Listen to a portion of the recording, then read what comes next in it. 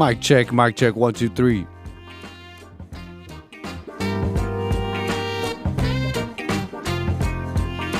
Check.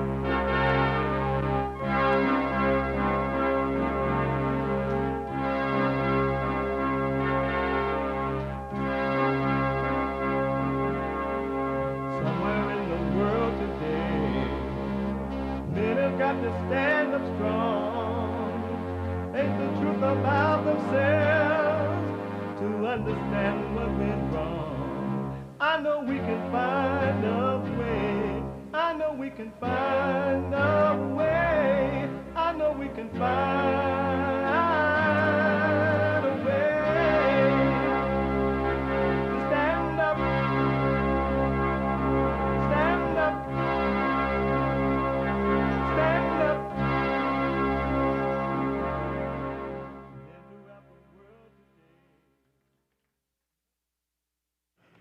Uniting the races with truth instead of dividing them with lies. We're also rebuilding the family by rebuilding the man. Good morning. Welcome to the show.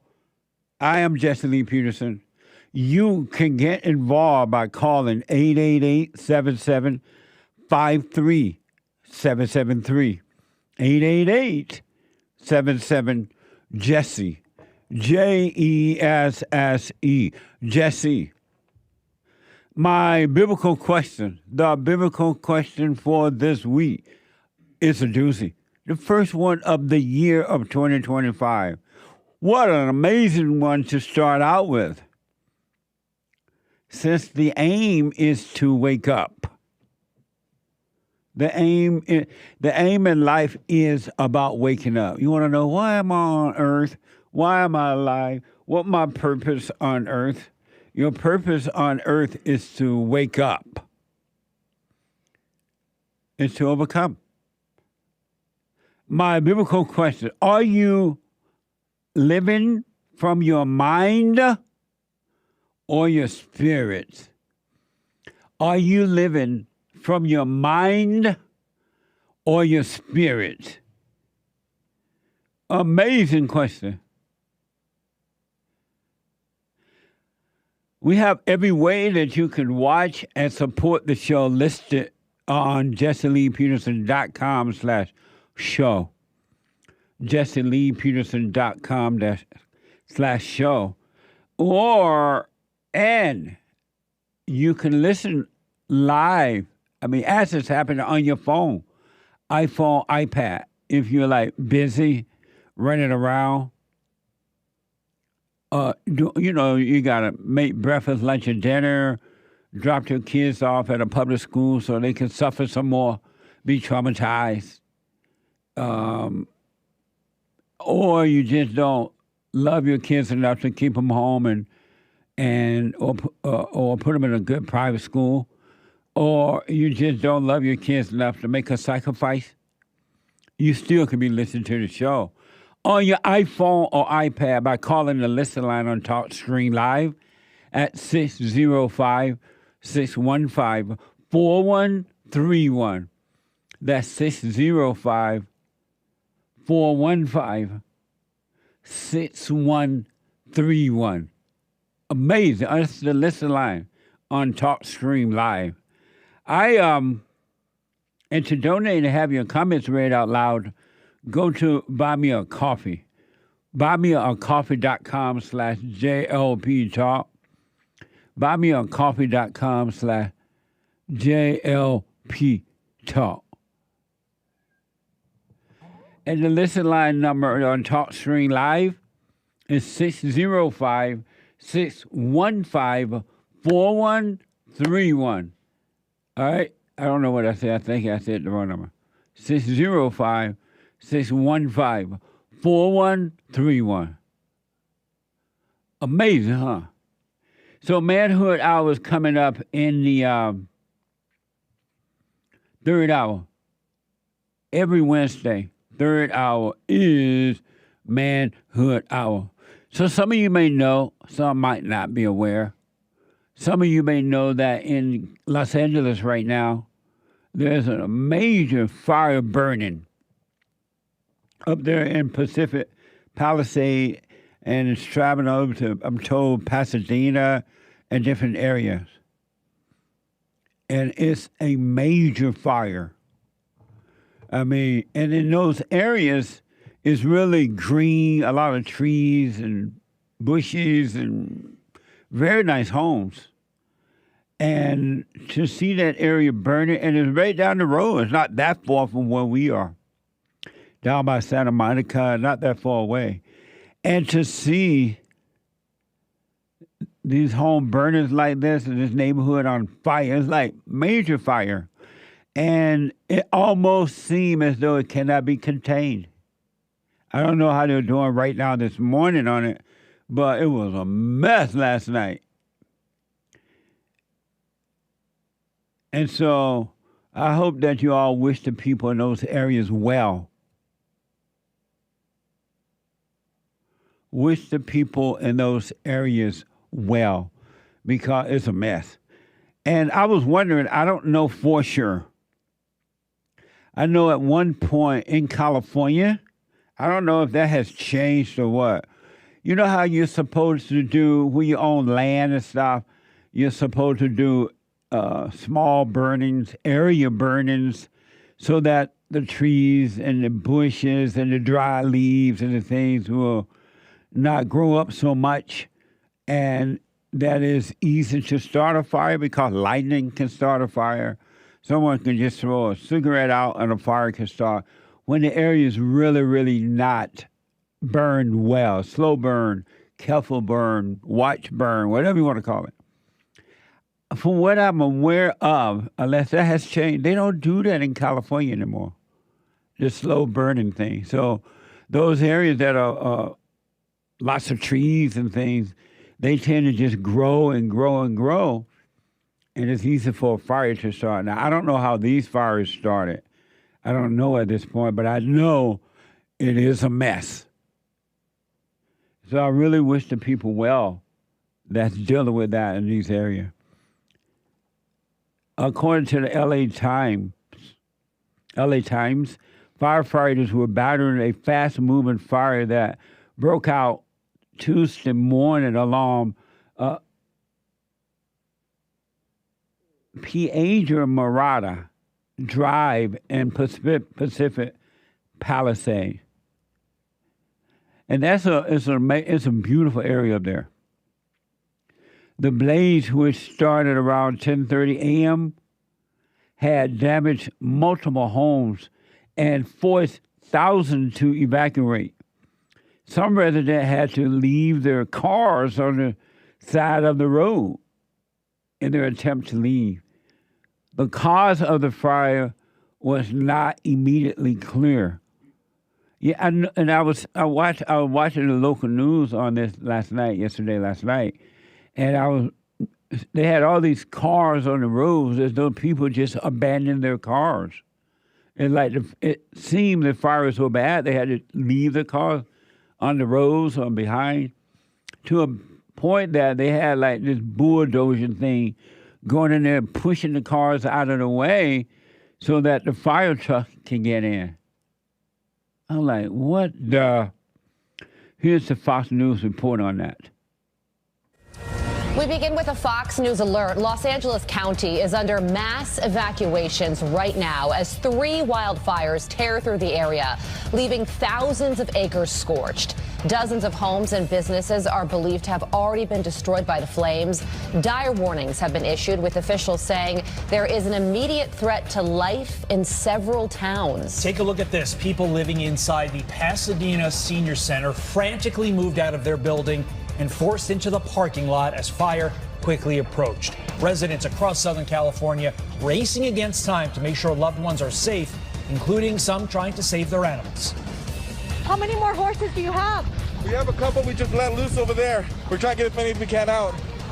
Yeah. Are any homes out there on fire? Honestly, I did not pay attention. I just drove straight to the barn to get my horses out. Amazing, huh? This is so interesting to me. And I wonder, my thought, and I don't know, because all thoughts are all lies all the time, so I don't know. But I wonder, was the fire started by homeless people or a homeless person? Because in some of the fires we've had recently, they have been reported that it was started by homeless people. And I know one thing that homeless people don't mind is starting a fire right next to your business or your home or anywhere. They don't care. Homeless people are amongst the most selfish people on earth because they have been spoiled, they feel entitled, and they don't care. So I don't know if this was started by homeless. Right now they're not saying how it was started that I'm aware of. Here is a view from an airplane flying over the fire area there. Watch this from KTLA 5. This is the view from a airplane from KTLA photographer Paul Sanchez as he's giving us an aerial perspective to the devastation in the Palisades. Sky 5 unable to fly due to a temporary flight restriction put in place because President Biden is in town. But this is an incredible view of what it looks like from above. Amazing, huh? So y'all see all those lights down below? That's where we are. The poor people, we're down there, and they're up there in the hill right over us, looking over us. That's amazing to see that fire like that. And it's not like it's out there in the areas where there are not major homes. These are like lots of homes and schools and everything up in there. And last night, the wind was blowing really hard. We had like serious wind last night, so that did not help the condition of the fire. And I noticed that it's not as cold this morning as it's been in the last few days, so I don't know what's going on. I thought I heard a report that it was going to rain yesterday, but it did not rain.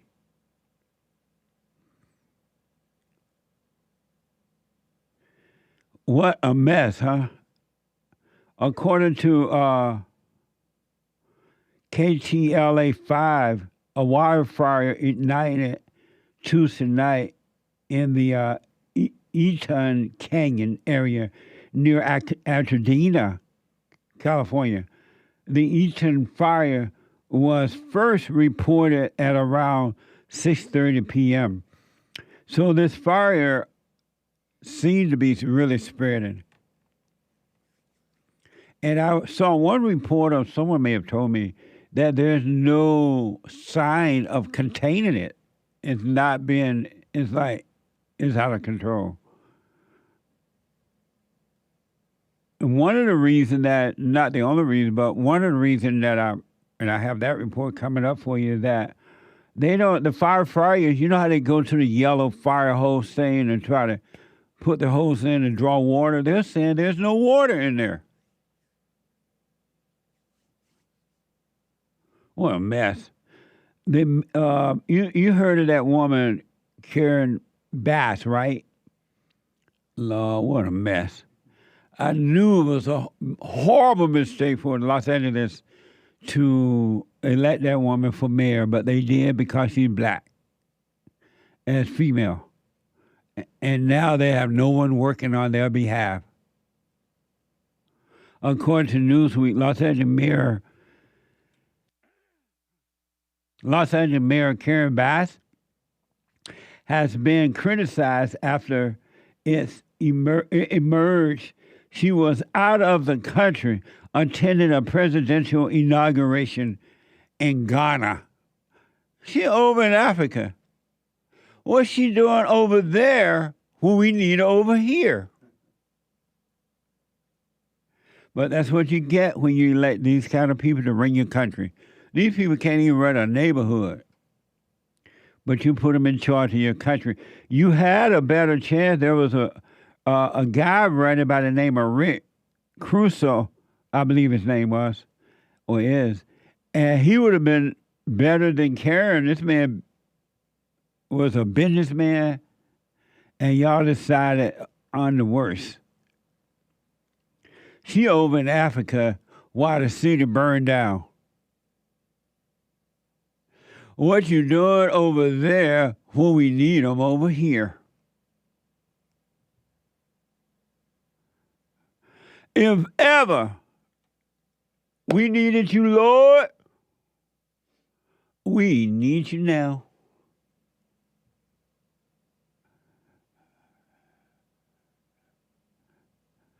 Hake is telling me we don't need her over here. To be honest, you'd be right because she's no good over here anyway. All she does is act like she helping the homeless people, and then she hold a press conference. That's the only thing I know her to be doing right now. What a mess. According to the LA Times, this is from the LA Times, some firefighters are battering the Palisade fire. Some firefighters battling the Palisade fire reported on internal radio system that fire hydrants in Pacific Palisades were coming up dry up in the Pacific Palisades. They're saying that the fire hydrants are dry. All that money those people pay to live up there, they don't have any water to put out fire, according to this report. Rick Caruso, a real estate developer, says this is like a third world country.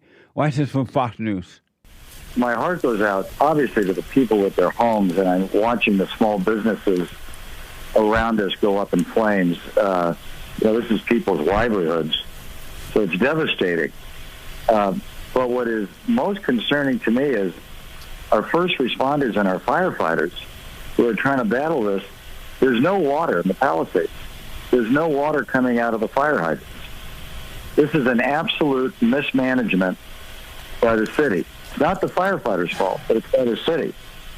And I'm going to be very honest. We've got a mayor that's out of the country, and we've got a city that's burning, and there's no resources to put out fires. So if you look at your pictures, you don't see the firefighters there because there's nothing they can do.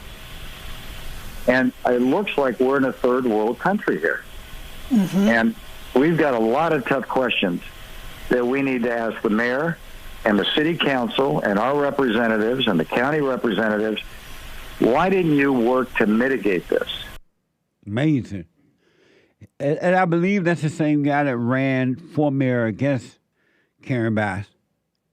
I've said over and over again, not all, but most black people don't know how to run a city. They don't know what to do. And they don't feel like trying to figure out what to do. They really don't care. Look at the blacks in Congress and stuff. All they do is argue, fight, and scream. Nothing is getting better. So it was Rick Caruso. He ran against Karen Bass in 2022 for LA mayor, according to Wikipedia. So you keep electing these kind of people to run your country because you don't want to be perceived as a racist. This is what you're going to get. It's not going to get any better. And you know it, but you don't. You worry about what people think about you. And you put your own country at risk. I really wish those people well up there because it's a mess. Well, it really, really is. You can see it from a distance. And it's not just burning bushes, weeds, trees, and things around the folks. It's burning down their homes and their businesses. What a mess. 888-7753-773. I remember L.A. was, paradise on earth when I first came here in 1968. It was like everything you ever wanted from a city. Clean, beautiful, weather was nice, palm trees, opportunities just all over the place. I bought my first home back then, 2 bedrooms, 2 bath, guest house in the back, big backyard, garage in the Jewish area, Jewish community. I love the Jewish area. And the whole house cost $20,000. Can you believe that? $20,000. In 1 year, it went from $20,000 in values to $100,000 in 1 year, just like that. And so I refi, and I bought me a 280Z. It was beautiful. California was the place to be. There's gold in them there hills. That has changed now. They have taken a beautiful city and deliberately destroyed it. Deliberately destroyed it. It's not an accident. You heard the mayor say it's a third world country now. And he's right. 888-7753-773. Let me go over to Indiana and talk to a first-time caller, ALIYANA. Let's see here. Hi, Jesse. Hey, ALIYANA, Hi, welcome Jesse. to the show. Hey, Hey. I have 3 questions for you. Okay. The first one is, I hear you a lot on TV saying to be ourselves, but I'm trying to figure out, how do we be ourselves if we have to learn from our parents? Oh, that's a really good question. The way you be yourself, you got to overcome your parents. You got to forget what they have taught you because they have taught you wrong. And once you do that, you will become yourself by not trying to be yourself. When you're not trying I don't understand. I'm sorry? I don't understand. I don't understand. Oh, okay. But which part you don't understand? Almost everything.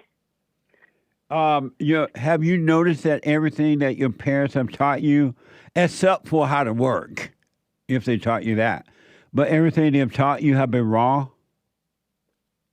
Yeah. And so you have to unlearn that. You have to let that go and don't try to be that. Don't try to live up to that. You let all that go. And then once you let it all go, all of your little moral values and codes and things that you have been taught, which never work and they never will work, and you've been trying to live up to them, and they never will work. Once you let all that go, clear your mind of all of that, then you can be yourself. You'll be free. Amazing. Amazing. Is that clear? Yeah, I understand. You got to drop all of your learned morals and values and codes. And once you drop that, then real life will take over, and then you can live. You can be yourself. Yeah. I have 2 more. Okay. How did you figure out how to get closer to God? By asking him to let me see myself, let me know myself, because I didn't really, though I was going to church and I was doing all those things, I didn't know myself. I still had fear and insecurity and worries and things like that. So I asked him to let me see myself, and he did. And when he allowed me to see myself, that's when things start to change. The problem with mankind today, men and women, human beings, they don't know themselves. They have no clue at all who they are. And so they're living a fake life, the life that they've been told to live that doesn't work. And they're not living themselves. They're not being themselves because they don't know who they are. But God would allow you to see if you ask.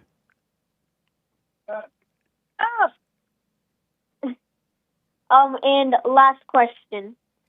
Why do you talk to people on the phone as your job? Why do I talk to people on the phone at my job? Yeah, like this is your job. I think I'm assuming. Never assume. But I don't understand the question. What do you mean, why do I talk to people on my... How old are you? I'm 10. I'm almost 11. Oh. So you talk to people on your job. I talk to people at my job on the phone because Yeah.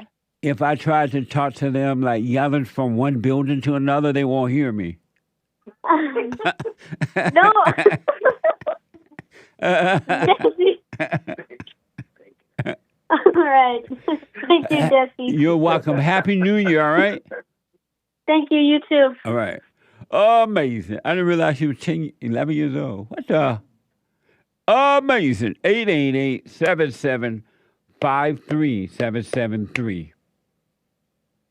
Let me go to Canada and talk to Carlos, a first-time caller out of Canada. Carlos, good morning. Welcome to the show. Good morning, Jesse. How are you doing? All is well. Alrighty. So I got a question for you, Jesse. Okay.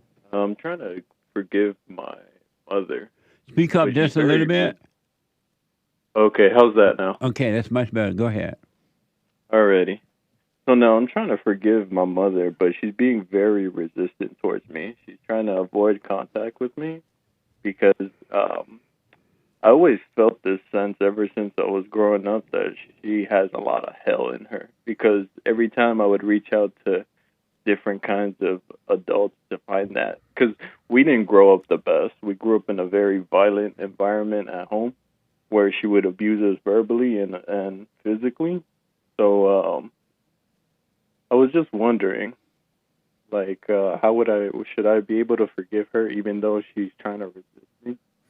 Meaning that, are you saying that you can't communicate? She won't talk to you at all? Yeah, we were having that connection, but when I would post, because she has me on social media, and I would post pictures of me and my fiance's parents, like hanging out, spending time together, and she would get very jealous. And I noticed that through my childhood that if I had adult influences that were positive, she would get very jealous and angry towards me.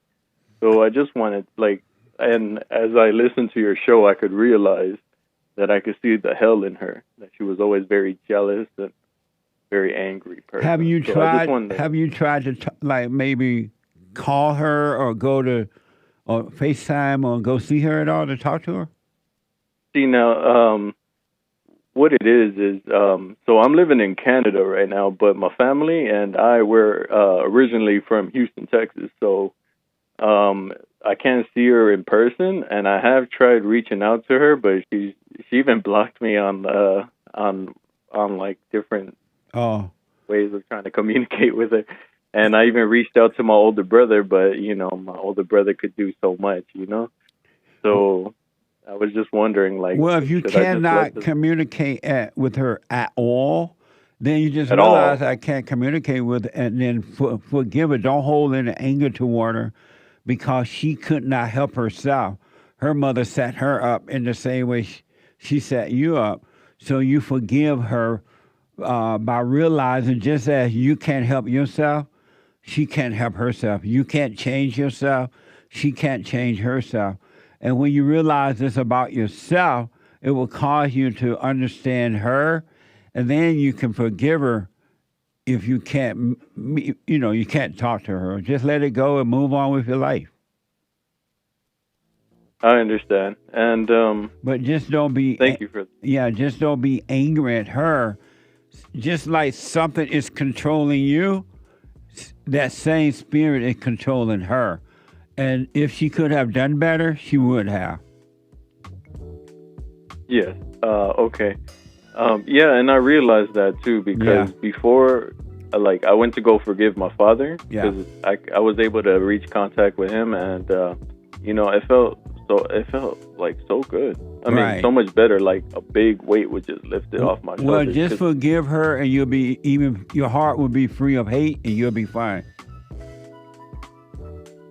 Thank you, Jesse, and I just want to say thank you for what you do.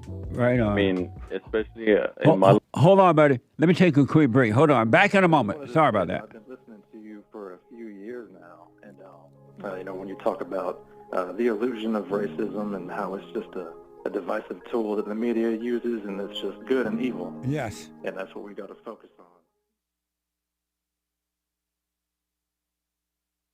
All right, folks. Jesse's here.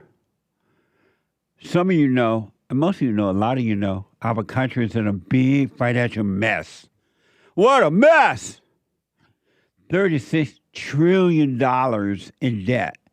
Think about that. $36 trillion in debt.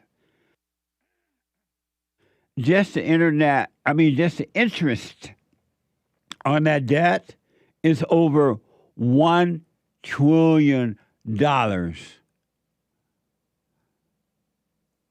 What a mess! Well, I'm glad I have Goldco as an interest investment option. And you could have Goldco as an investment option as well. Gold has always been a great hedge against inflation.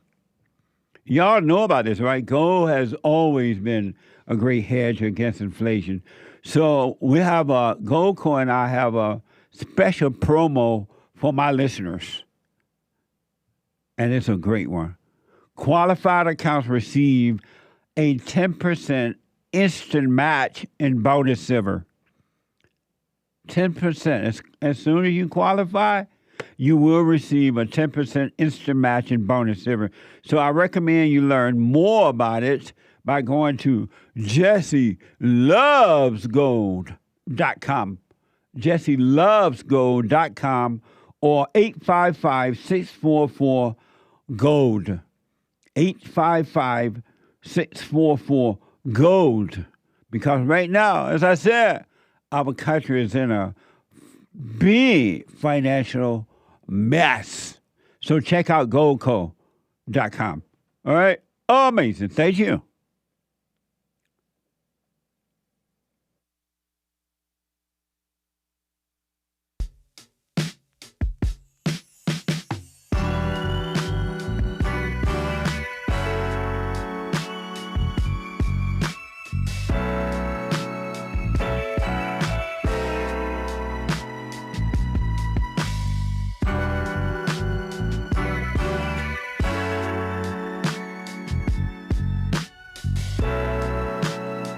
All right, folks, welcome back. The Hake Report is coming up at 9 a.m. this morning. The Hake, H-A-K-E report.com from 9 to 11 a.m. Pacific time. And then at 11 a.m., Joel Friday TV. E-Black. Joel Friday TV is on fire. And at 12 noon, the American Anchor Baby. Energy all over the place. Given to him by God. Amazing. And last but not least, brand new episode of the FallenState.tv coming up this Friday if the Lord is willing and the creek don't rise. I had a very, very surprising conversation with Stephanie Chung. And she is a corporate leadership, and she's a corporate leadership. And, what? Oh, I didn't see the expert. It was too far over. Okay, I got it. She is a corporate leadership expert. I'm talking about producer my ear. And author. Her book is called ALIYANA Leadership.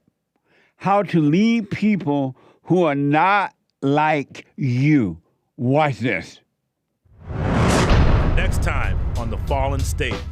Which is easier for you to lead, white people or black people? The entire world is shifting and changing. And as a leader, you need to know how to lead all people, every race, every creed, every gender. Are you a Christian? I am. Oh, okay. I am. Do you obey your husband? No, obey is a strong word, and I don't like the word. It's a trigger. It gives the impression like I don't have a brain in my head. God told the woman to obey the husband because the woman doesn't have a brain in her head. What the? It was a very interesting discussion. I think you're going to like it and learn something from it. I think it will help in a way. That's this Friday at 12 noon. I want to go quickly back to Carlos out of Canada. Carlos, thanks for holding. Go ahead. Yes, Jesse, thank you. my last thing was I just wanted to say thank you for what you do.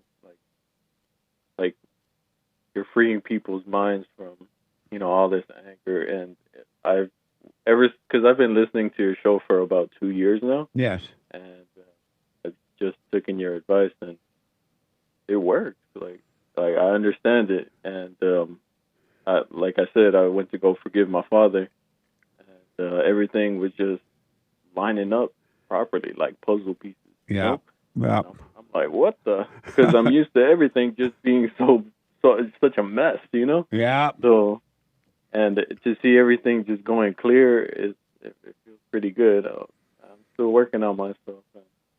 I just listened to your silent prayer just last night, just to figure out how to do it properly, and I'm going to start putting that into effect today. Well, you stay with it, stay with it, stay with it. Now that you're forgiven, your heart will be made new. You will have a heart of love rather than a heart of stone.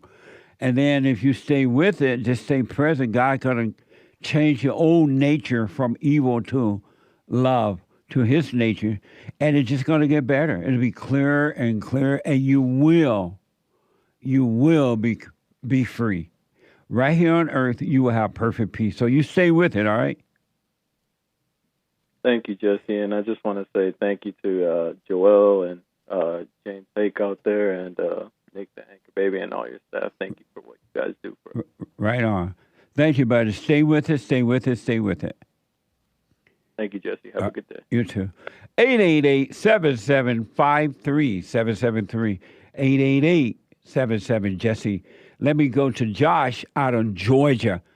Georgia, oh my mind. Hey, Josh, welcome to the show. Hey, thanks for having me, Jesse. Yes, sir. Sir, I was calling to answer the biblical question, man. Are you living from your mind or from your spirit? I concluded that I'm living from my spirit. And why did you conclude that? Because I can't stop living from my mind, and that's the proof that I have no control over that, and so that isn't me. So if I'm not living from my mind, then I don't see there's nothing else. It's either the mind or the spirit. So it's got to be the spirit that I'm living from. Oh, okay. Maze, Yeah. had you thought about that before it became a biblical question? Am I really living haven't. from my mind or am I living from my spirit? I honestly, I don't even really know what living from the spirit really means. I just know that I'm not the living from the mind thing. Yeah. Okay. So it's gotta be I don't see nothing else I could live from besides either the mind or the spirit. Yeah. Well, Well, I'll put my little 2 cents in on Sunday. I want to respond to something you said right now, but I gotta be patient. Yeah. Amazing. All right. Thank you. Okay. All right. Thank you, man. All right. Yep. All right now. 888-7753-773. Let me go to first-time caller Nicole out of Michigan. Nicole, welcome to the show. You're on the air. Hey, Jesse. How you doing? All is well, Nicole. I just had a question. I became a single mother really, really young, and it's kind of hard because I didn't.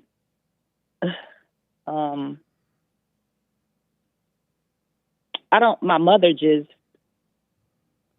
she didn't really teach me anything, especially about marriage, and I feel like I'm failing my kids right now.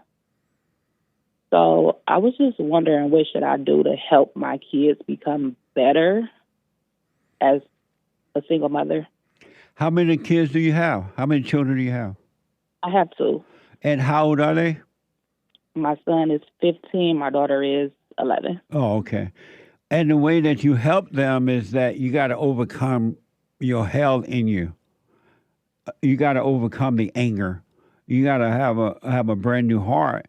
And in having a brand new heart, that is going to work through you to guide your children because they will see something different about you. They will see it, love in you and not anger. And the love is not your love, but it's the love of the Father working through you. And then they will have a chance to overcome because you're going to deal with them in perfect peace rather than in anger. Have you forgiven your mother? I have, but it was just pure hell. Meaning what? She felt like she didn't do anything wrong, and it's just real draining trying to talk to her. So you went to her and you said what? I just told her that I forgive her, and she said she never did anything wrong. Yeah.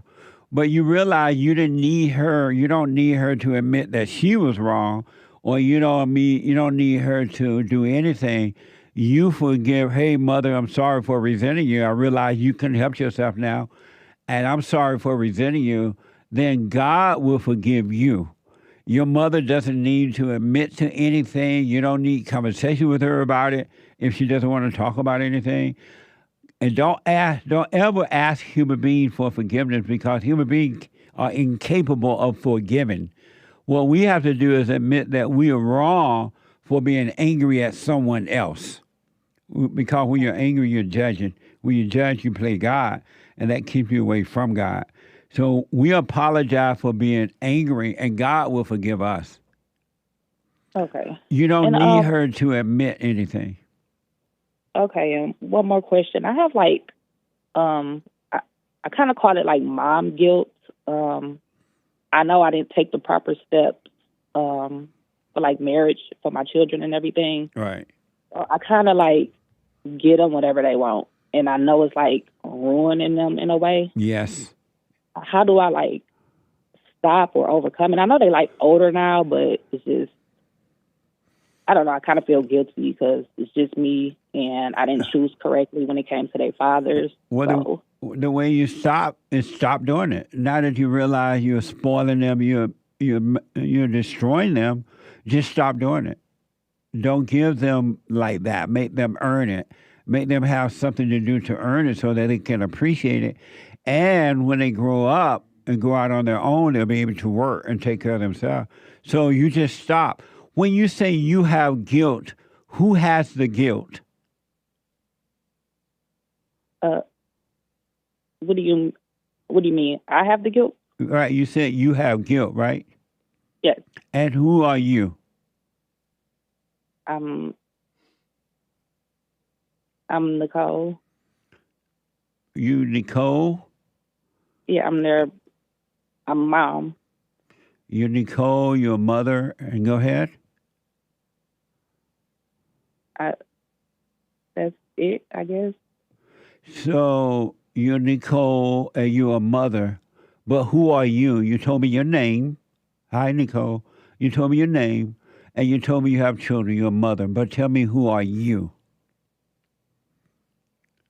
I don't know. I don't know how to answer that. Then how do you know you have guilt if you don't know who you are? Who has the guilt? I have the guilt. And who is I with the guilt? A person who's kind of, I guess, lost right now or confused or I don't know. And if you're lost, how do you know you have guilt? I feel it. And what does guilt feel like?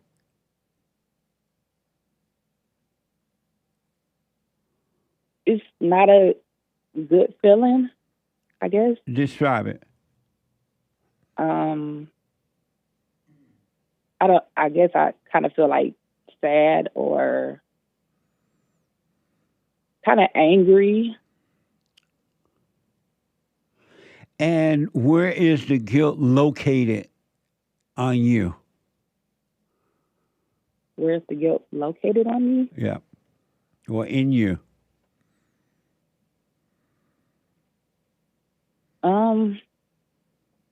Everywhere. Like where? Mind, heart, everywhere. Do you want to drop the guilt right now? And never I feel do. and never feel guilty again? I do. Number one, I want you to know that, well, I'll tell you that in a minute.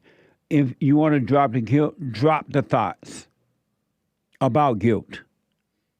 All you really are having are thoughts about guilt, and you're believing the lie that there is a you to be guilty, and so you're getting the feelings from it, from the thoughts, and you're calling the thoughts and the feeling you, but there is no you to feel guilty because you have never done anything wrong.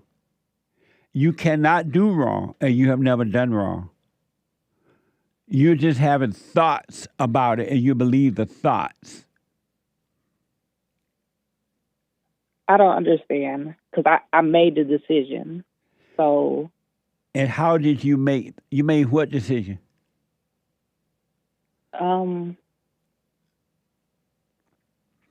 I mean, the outcome of my life right now. How did you make the decision? I mean, I watched my mom, do single motherhood, and I made the decision to do the same. And how did you make the decision? I don't know. I just did. I don't know. So if you don't know how you made the decision, why are you saying you made the decision? I don't know. It's so confusing sometimes. Right. And so why are you saying you made the decision and you don't even know how you made the decision? Why are you taking credit for something you never done or never decided on? Okay. No, that was a question. I don't know. I don't know. I want you to think about what we're saying. You're saying you made a decision to have a child out of wedlock. Your life is messed up. You think it's you, but yet you don't know how you made a decision, but yet you take credit for making a decision that you don't even know how you made. If you made the decision, shouldn't you know how you made it? I mean, yes, I do know how I made it. I dealt with the men I dealt with, and I had children by them, and this is the outcome. So I guess that's my decision. Well, it is my decision. Do you create your own thoughts? Yes. And how do you do that? I guess I thinking too much. I don't know.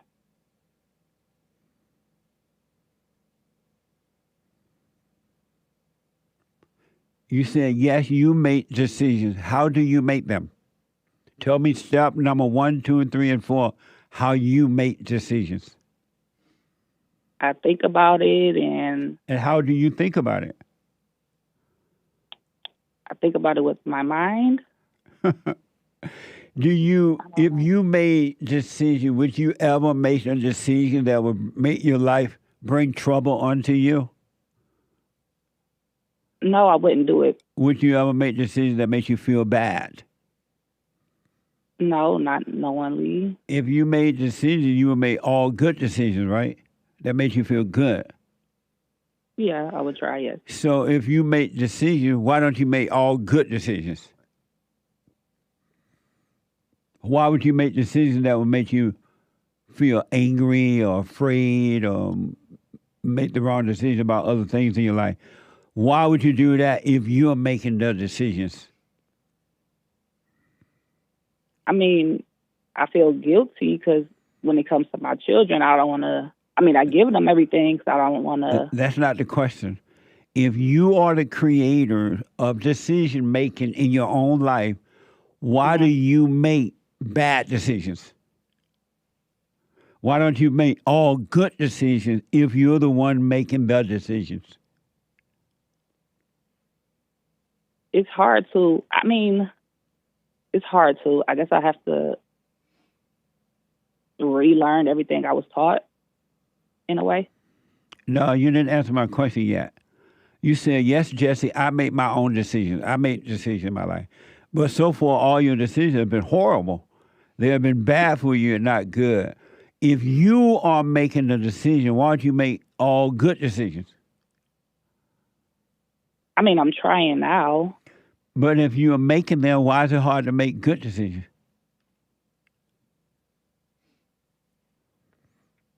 I don't know. That's a good question. I'm sorry?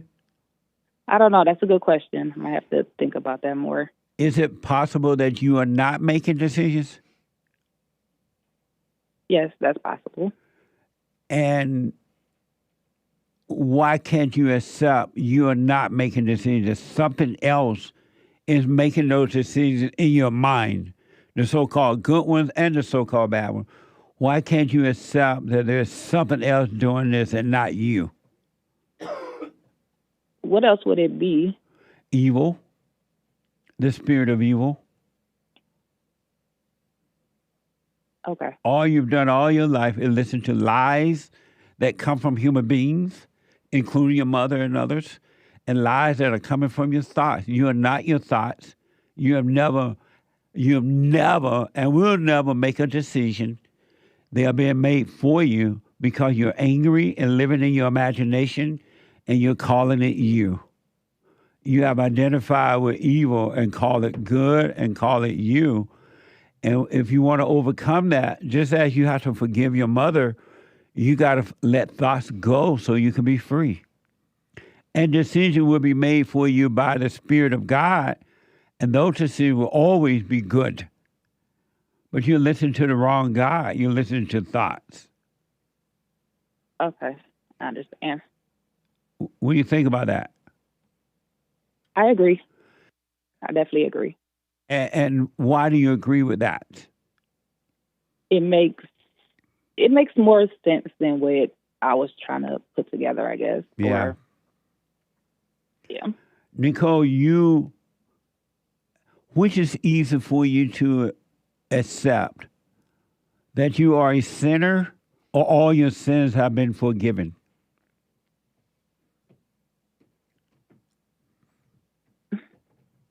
That I'm a sinner.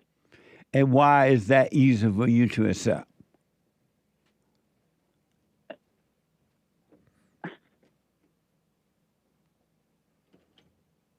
I'm not, I guess because of everything that I've been through, I guess. Meaning what? I guess going back to the decision making, that would be easier for me to accept right now. I'm not sure why, but I know that would be easier for me. How about if I told you that you're not a sinner and all your sins have been forgiven, and you are free, but you just don't know that you're free? Okay. No, how about that? What do you think? Would you I believe me if I told you that? Yeah, I do. You do believe it? Yes. And why do you believe it? Hold on, NICOLE. Can you hold for me? Yeah, that's fine. Oh, hold on. Let me take a quick break. 2 more hours to go. The hate news is coming right now. Not the fake news, but the hate news. The guy with the good hair. 2 more hours to go. Back in a moment. I read or heard that some Republicans are starting to pull their advertisements from Google or whomever, right? Because so many conservatives are being shut down, discriminated against, shadow banned, and all that kind of stuff. So conservatives are starting to fight back. It is happening to us too. I was just taking it one day at a time. But you could go to jlptalk.com and find all the ways to support us. You can check out rebuildingdemand.com and support our nonprofit organization. You can call 800-411-BOND, 800-411-2663. And don't forget to like, subscribe, follow, share, and Sunny. And also, we have thefallenstate.tv. Ring the bell.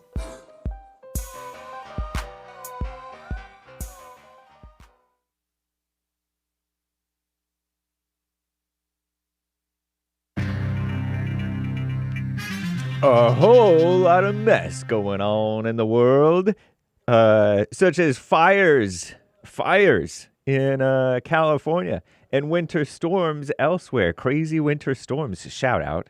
And there's fear-mongering / odd reactions to Trump's beautiful press conference as he gets ready to have a transition, a righteous transition, not one of those unrighteous, not morally straight transitions. Nice. And the Tesla valets are, Tesla like pulls out of a parking space and comes to you. They've been crashing, allegedly. I don't know, but there's an investigation or something going on. This is the end of hour 1 of the Jesse Lee Peterson Show. It is Wednesday, January 8th, AD 2024. The lines are full. Guys, JLP will be right back to your calls. Hang tight, callers. But first, fake news, not fake news. Commie Nonsense Network CNN reports Tesla is under investigation for a self-driving feature that allows owners to summon a car from a parking space without anyone being in the vehicle. Isn't that cool? The National Highway Traffic Safety Administration, NHTSA, though it's a government organization, is launching a probe. A probe. Is it targeted harassment? I don't know. Into around 2.6 million Tesla vehicles following, quote-unquote, multiple crash allegations. Allegations means accusations without evidence, so I don't know if this is even true, but maybe it is. Watch out. People have been crashed into before by these self-driving cars in years past. But some of these self-driving cars are safer than the people-driven cars because people get distracted. What a mess. Or they're on drugs. Anyway, California wildfires, powerful winds, fueling dangerous wildfires in Los Angeles. So far, we're okay? There's not a lot of brush around us. There's a homeless bums, but not a lot of brush, and hopefully these buildings aren't too flammable. Tens of thousands of residents in the Pacific Palisades, up that-a-way, and other seaside neighborhoods have been ordered to evacuate. Get out of there. The Palisades fires burned over 3,000 acres as of way early this morning, maybe more now, maybe much more by now, not sure, and destroyed homes and businesses. Dozens of drivers abandoned their cars Tuesday as some chose to flee the flames on foot. California's so-called beta governor, Newsom, is urging residents to heed evacuation warnings and extend from Malibu to Santa Monica. Maybe I should have gone that way. Energy providers are also shutting off power in high-risk areas to prevent damaged infrastructure, communist buzzword, from igniting more blazes. Many Southern California residents evacuating from the Eaton fire, Eaton Canyon, out in Pasadena, Altadena. As well, a 400-acre blaze, probably more than that now, maybe, that erupted in Altadena, eastern L.A. County. Beautiful area, by the way. And winter storms. While wildfires spread through parts of the West Coast, a winter storm is set to take an unusual path across the frigid South with heavy snow and ice. The storm will hit just days after the most impactful storm of the season. So far, killed at least 4 people, caused hundreds of crashes, and knocked out power to hundreds of thousands. Spotty wintry weather will begin today in western Texas with snow and freezing drizzle as the storm organizes, whatever that means. Thursday will be a crucial day for much of the southern plains as the storm hits its stride, a wide area of 3 to 6 inches. 3 to 6 inches of snow is possible from northern Texas to southeast Oklahoma and southwest Arkansas. Did you know? Rest in peace to Peter Yarrow. He's the guy from Peter, Paul, and Mary. He was the tender age of 86 years old. It's like a folk hippie band. He sang and wrote, he wrote this song, co-wrote the song Puff the Magic Dragon. Had a big run of success from the 60s. Anyway, they got top 10 singles and Grammys and stuff. I'm James Hake.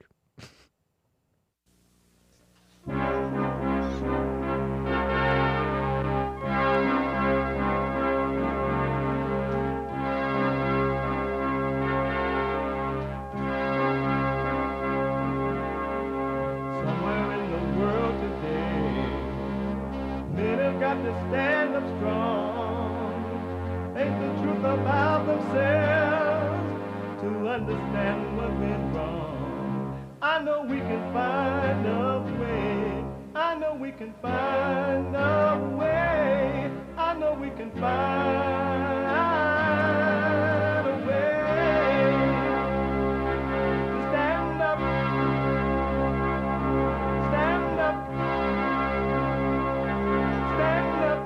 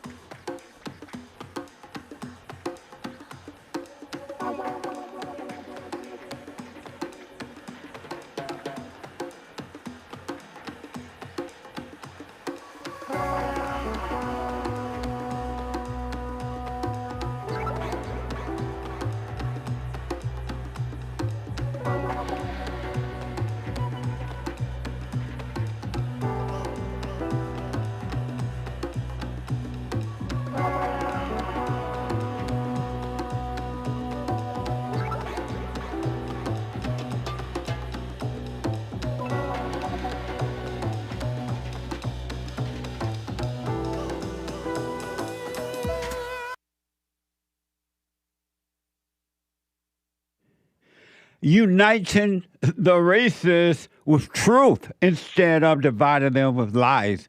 We're also rebuilding the family by rebuilding the man. I'm Jesse Lee Peterson. Welcome to the second hour of the show. Manhood Hour is coming up in the next hour. You can get involved by calling 888-77-53-773, 888-77-JESSE. And my biblical question, are you living from your mind or your spirit? Are you living from your mind or from your spirit? Amazing, huh? If you're busy out and about, you can be listening to the show on your iPhone or iPad, no matter where you are in this whole wide world. And for the flat earthers in this old flat world, you can be listening on your iPhone or iPad. You can podcast. You can listen on your phone by calling the listen line on TalkStream Live at 605-615-4131. 605-615-4131. And to donate and have your comments read out loud, go to Buy Me a Coffee. And we're going to get to your super chats here. BuyMeACoffee.com/JLP Talk. BuyMeACoffee.com/JLP Talk. All right. And I think that's it. Did you hear, before I go back to the phones, did you hear that, well, really, New York is done. It's over with in New York. New York City, according to the New York Post, New York City saw a staggering 146.5% increase in felony assault. Isn't that amazing? 146.5% increase in felony assault. Reoffenders. These people repeated it over and over and over again in the last 6 years, past 6 years. And this is, so New York City saw a staggering 146.5% increase in felony assault reoffenders over 6 years. The Big Apple top cop said. New York New York PD brass blaming liberal Albany law enforcement reform for fueling the revolving door. So they're blaming Albany, New York for this. 146.5% people offended. And the reason is, they don't have bail bond anymore. you can commit a crime and walk in the front door and go out the back door because they don't have bail bonds. They'll lock you up. California is becoming that way too. I guess all the liberal states are like that. So I wouldn't go to New York. It's up to you. But I wouldn't go to New York. Not at this time. And I used to love visiting New York. I never wanted to live there. But I wanted to live there. My son lived there. And I used to do a lot of shows over there. And it was a fun place to visit, but not to live. I want to go quickly back to Nicole, first-time caller out of Michigan. And Nicole, thank you for holding. No problem. And so, Nicole, you said you feel guilty, but you don't know who you are, but yet you think you feel guilty. And does that make sense to you? No, it doesn't. And then you think you are a sinner when all your sins have been forgiven. Does that make sense to believe that you're a sinner when all your sins have been forgiven? No, it doesn't make sense. But I guess I'm still learning. Yeah. And I have to become closer to God. Right. To lift my spirit. So. Do you want to be? You can become close to God right now if you want it. You want it? I do want it. You could be one with God right now. You don't have to wait. May I tell you? Yes. Do you want it? I do. Drop your anger. Okay. Okay, what? Okay, I will. Well, I will try. And how will you try? I'm going to try to let it all go and pray more. Would you want your kids angry at you for the mistakes you made? No, but I will understand if they were. Right. But you don't want them to be that way, right? No, I don't. Well, then forgive your mother, and God will forgive you. Doesn't mean you got to hang out with her. You don't have to call her. Don't let her play with your children. Just don't resent her so you can be free. Anger keep you away from the Father. Anger separate you from God. That's all that separate you from God is your anger. Okay. So drop your anger. Forgive your mother. She couldn't help herself. She's crazy. Okay, I agree. Okay. Thank you, Jesse. I really appreciate you. This is better than therapy. One other quick thing I want to encourage you to do. Okay. And if you do what I'm telling you, Nicole, I promise you'll be free just like that. Okay. Stop thinking. Okay. I will. Who will you be if you stop thinking? I think I will be a better woman in general. You will be free. Absolutely. Stop thinking. All thoughts are all lies all the time. And the only problem that you have is that you have not forgiven, which separate you from the truth, and you're thinking. Drop all thoughts, and you will see there's no such thing as problems, that you, Nicole, has never had a problem. Okay. I understand. That makes sense? Yes, it does. I understand. And why does that make sense to you? Because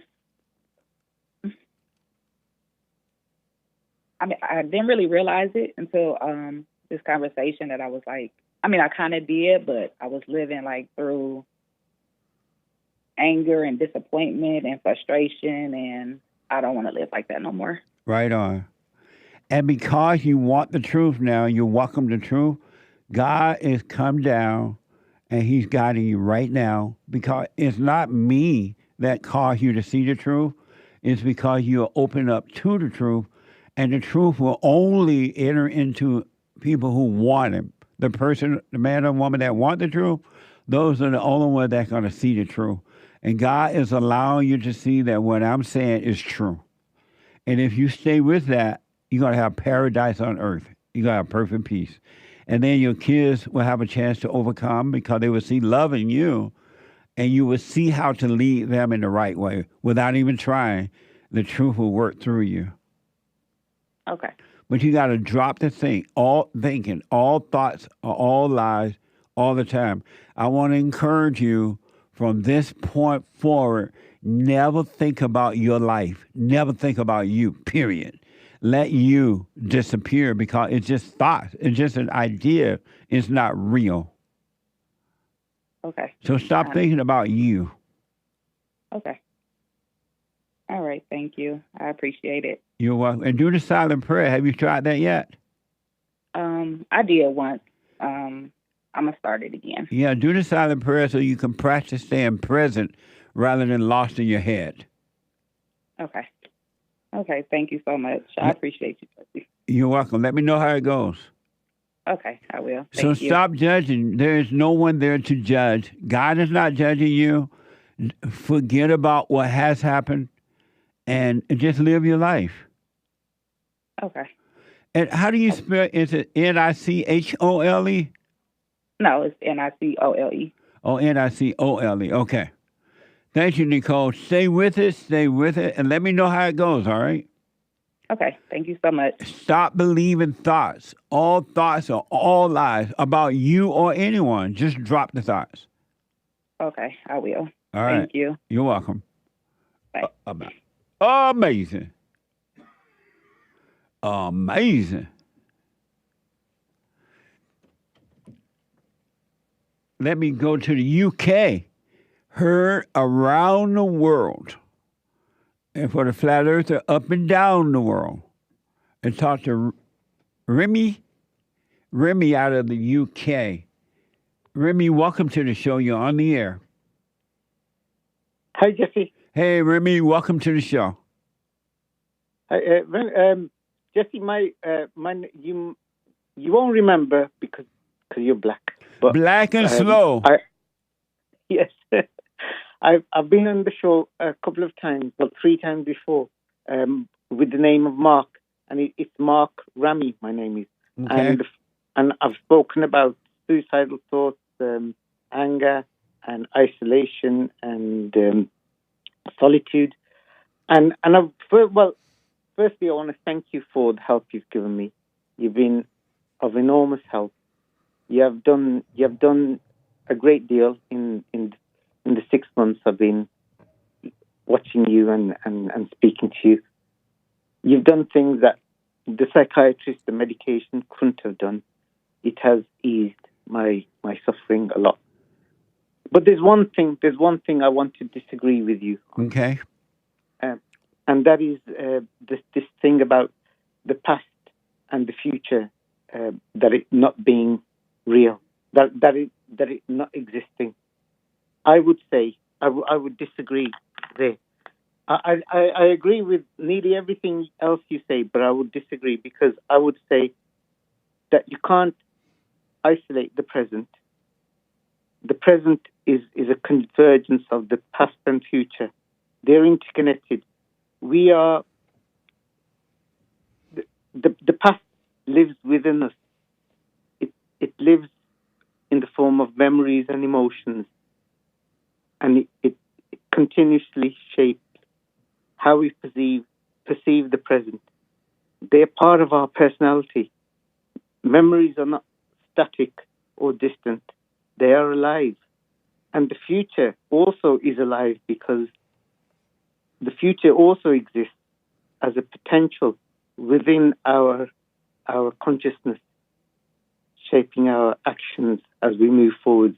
Because if we didn't have thought on the future, we wouldn't get much done. I mean, say someone like Elon Musk, he thinks about going to Mars or building the hyperlink, and because he's doing that, because he's thinking of that all the time, it's part of him. He's thinking about the future. The future lives in him, and that's what he's aiming for. If he didn't have those ambitions or those aims, we wouldn't have anything really. And so you believe that the past and the future exists That's right, yes. And where is it? It's in us. It shapes our personality, our consciousness. Where is it in us? Where is it? It's in us. It's in our spirit, in our consciousness, in our mind. It's in your thoughts. Yeah, I know you're going to say so. And so what would happen if you didn't think about the past? What would happen if you didn't think about the past or the future? What would happen to it? Because you see, Jesse, I would say it's impossible not to think about the past or the future. But answer that question for me first, and then you can follow up. If you didn't think about a past or a future, what would happen to it?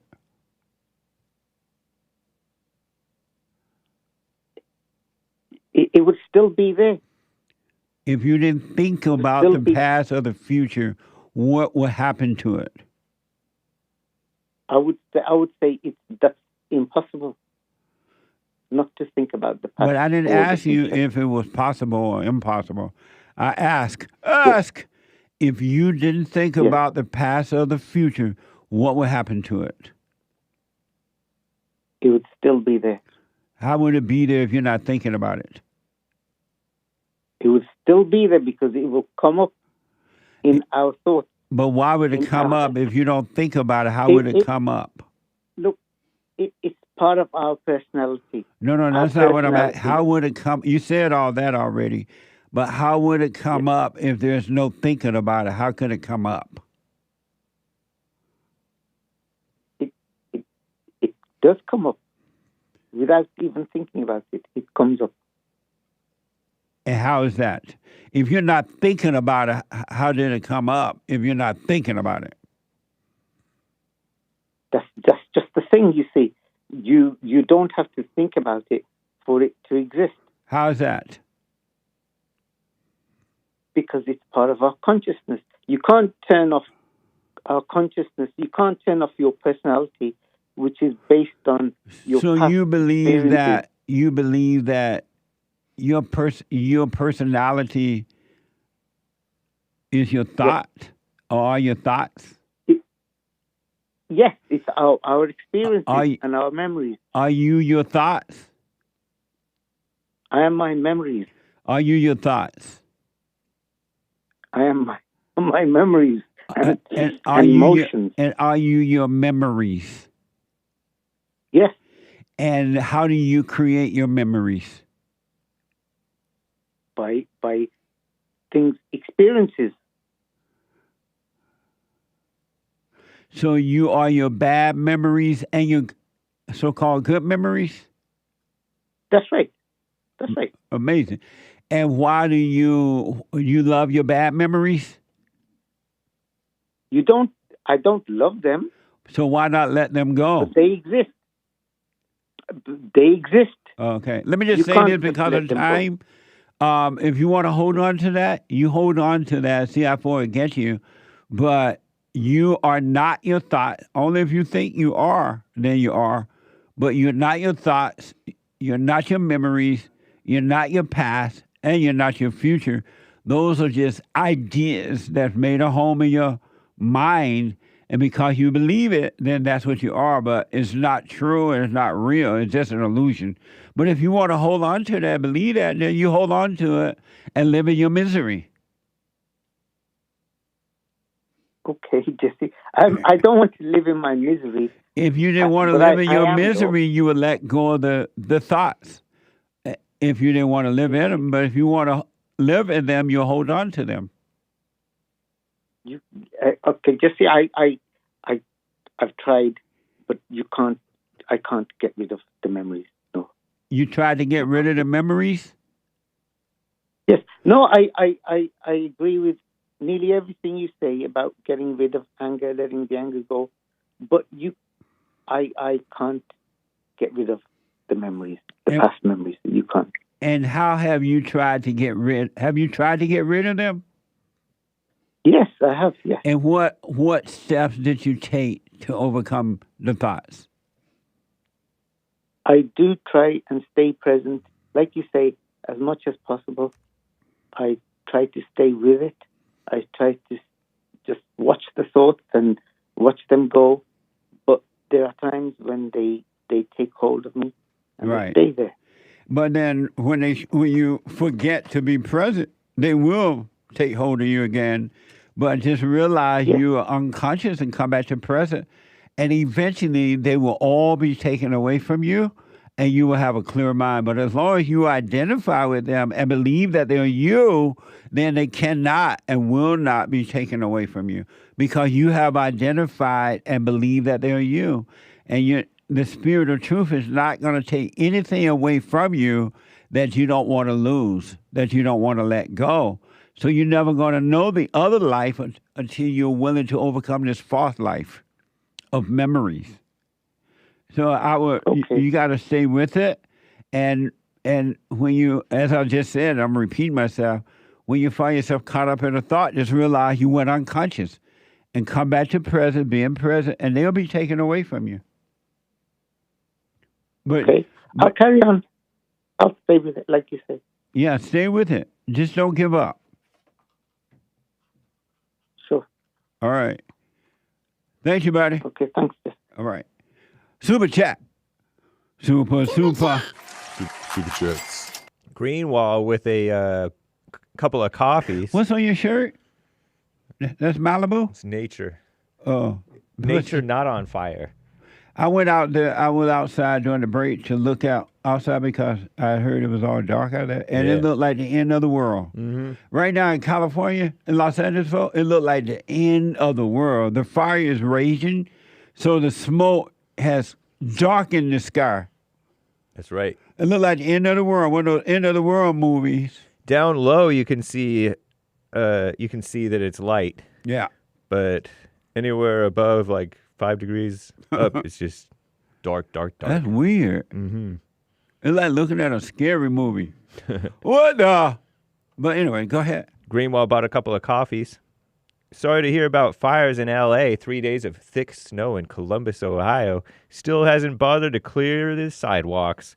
I don't think it's a big conspiracy. The cities are just wasting their money on helping brown foreigners.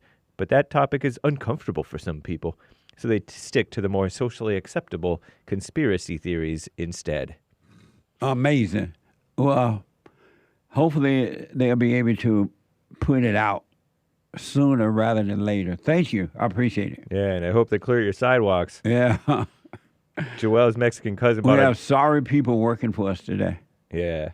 In our government. Go ahead. A diamond from Joelle's Mexican cousin JLP and crew. How were the pyramids in Egypt created? By the Egyptians. Yeah. Amazing. By the Egyptians, And maybe I'm told. some slaves, perhaps. And were the slaves Egyptians too? I think they might have been Israelites. Oh. But I don't know. It totally might not have been them. I don't think it was necessarily. Amazing. Thank you. Thank you, Joelle's Mexican cousin. Austin bought a coffee. I love you, he says. Thank you. I appreciate it.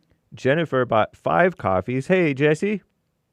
I just wanted to share the silent prayer is something I've done without even knowing it, and it works. When suicide thoughts out of nowhere began to attack my mind and emotions, by being aware and knowing it's not from me, one day I woke up and forgot all about it. I believe when it comes to God, people make it harder than it should be. They suffer from trying to perform instead of just being. Yep.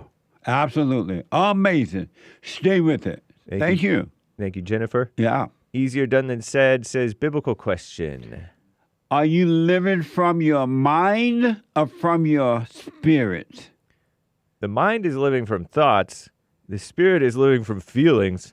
I no longer live from either. Heart hands. Amazing. So he's in neither. He's not living from thoughts or spirit. Mm-hmm. What did they say about the spirit? The spirit is living from feelings. Oh, okay. I'll put my 2 cents in on Sunday. Thank you. Appreciate it. Mo better stand up. Mo better blue. Instead of about a Ninjagini. Mo better stand up. On D Live, Hake, about that Tesla. Is this how the dead guy wearing a camera glasses rolled up to Trump Hotel in Vegas? Maybe. I don't know. With the Tesla Cybertruck explosion. What about Those things can self-drive. Oh. And so some people speculate he may have been dead already, and the car was programmed to stop in front of Trump Hotel. But and why are then they go off. speculating that? They don't know. They're just asking the questions. Oh.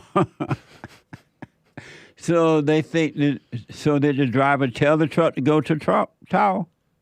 I don't know. Because it wouldn't go on his own, would it? Somebody had to tell it to do that. You're right. Yeah. Amazing. If that's what happened. Right. I don't know. I have no idea. You know what's interesting? But thank you, though. I appreciate it. What weird to me is like in L.A. they got a bunch of cars going up and down the road with nobody driving them. Yeah. Isn't that the amazing? Waymo ones. Yeah. It's like you see them everywhere now. I saw a Waymo do an illegal lane change in the middle of the intersection. Oh, yeah? Yeah, you're not supposed to change lanes in the middle of the intersection. Well, You crossed over. maybe they don't know the department rules to driving. Maybe not. But they're all over the place. Asian. Sometime I... Actually, Asians they're like overcautious. Oh, that's how they drive? Yeah, like they'll stop on a right turn when they have the right of way, and the left turn is just waiting for them to go, and so then the left turn gets impatient and goes, and then the right turn goes. Do they drive like that in China or something? I don't know. Maybe. Sometimes when they pull up next to me at the stoplight, I wave, but nobody waves back. Rude. And one time, a guy was sitting in the passenger seat while nobody was driving the car, right? The car stopped, so I asked him, I wind down my window. I'm like, what is it like to be in that car and no one is driving? He's like, it's amazing, it's fun. He's like, you should give it a try. How was he able to speak? Could he roll down his own windows? Yeah. Wow. I don't know if he could do it. Maybe he told the car to do it, but he did let the window down. Nice. Maybe the window was already, his window was down. I had to roll down my window. But his might be down. But it's weird seeing those cars. I saw the news report where some black guy said he got stuck in one and the car was just turning around and around, going around in a circle. And he missed his flight. He was trying to go to the airport, according to the report. So what a mess. I've heard walking through the neighborhood, somebody said, I hate those things. One's just stopped right in the middle of this intersection for hours. And I was wondering when the guy was stuck in the car that was going around in circles, I wondered did he think of the song, You Got Me Going in Circles. You got me going in circles, oh, round and round I go. You ever heard that song? You got me going in circles. I don't think so. Oh, round and around we go. But anyway, I just wanted. But thank you. Thank you, Mo Betta. All My Bone Days bought a coffee. It's now being reported that the LA fire chief, a female. I saw that they held this press conference about this fire yesterday. Everybody and their mom was speaking at the press conference. And they had women all over the place. Yeah. A fire chief, a female. I'm like, no wonder the place burning down. And everybody, even the governor was there. I'm like, Lord. Newsom? Mm-hmm. He came up from Sacramento at the fire. All My Bone Days says the female fire chief prioritized DEI training instead of being prepared for wildfires, according to him, saying it's been reported that, or her. What a mess. Shout out to the ladies. It is. The one thing I know for sure, we definitely have people who are not qualified to run our country, and based on being a female or the sexual thing or and all that mess. Nobody qualified. Black. And the country is going to hell in a handbasket. Amazing. Prayers up for my SoCal peeps, says All My Bone Days. Thank you. Thank you. Yeah, thank you. And we'll read the rest later, guys. Let me take a quick break. Thank you. Back in a quick moment.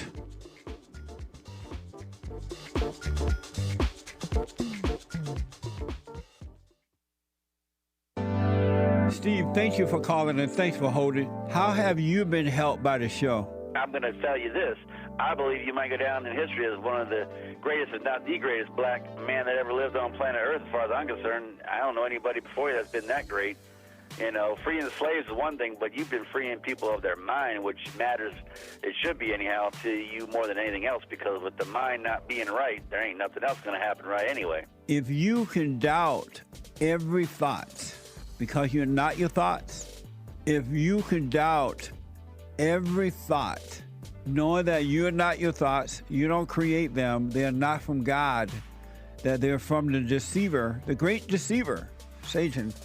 If you can doubt every thought, you can be free, just like that. At an instant. Bring every thought into captivity. It's so amazing.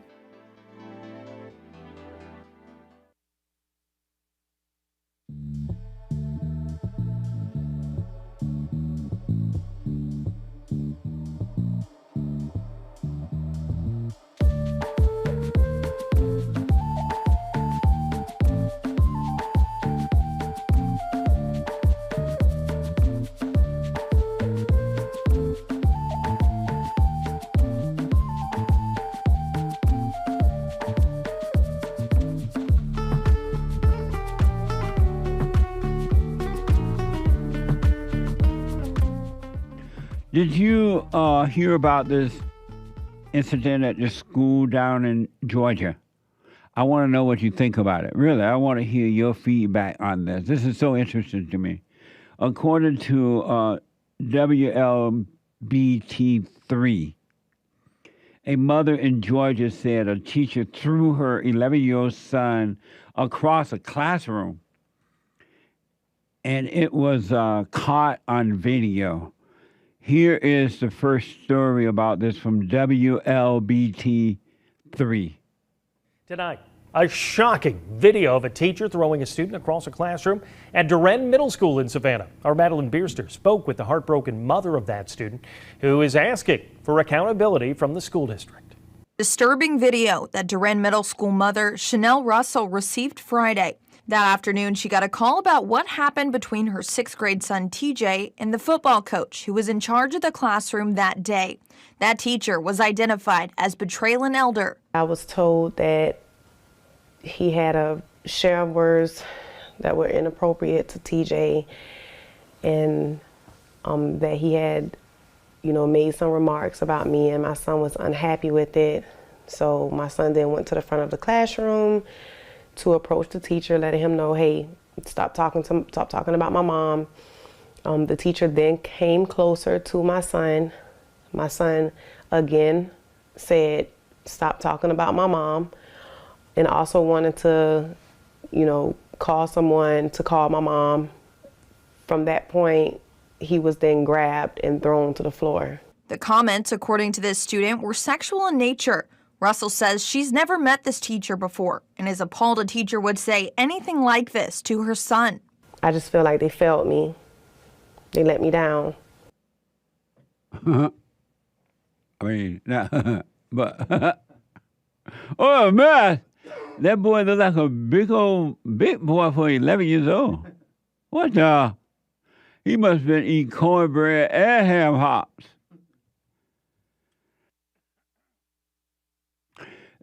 According to this report, the student now has a concussion, and mother says the teacher should be placed in jail.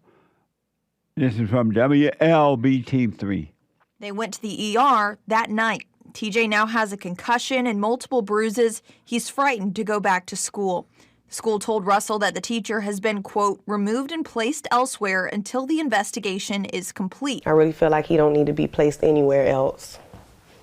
He needs to be placed in jail. He hurt my boy. I wouldn't do that to my child. His father wouldn't do that to him. So for him to take initiative to do that, it's sickening. What are you going through at home? Are you beating on your children? Are you beating on your wife? Russell says she doesn't want this to change the way her son thinks of teachers or school as a whole, but is worried about the emotional toll this will have long term. She says the school district needs to have more thorough training and a better vetting process. I hate that he had to be made an example out of to get a sick individual out of a schoolhouse, but something needs to change. Amazing. So you still want to put your kids in a public school? Do you still want to do that? Did you? I never imagined that in my country one day that these types of things would be happening between teachers and students. Whatever happened.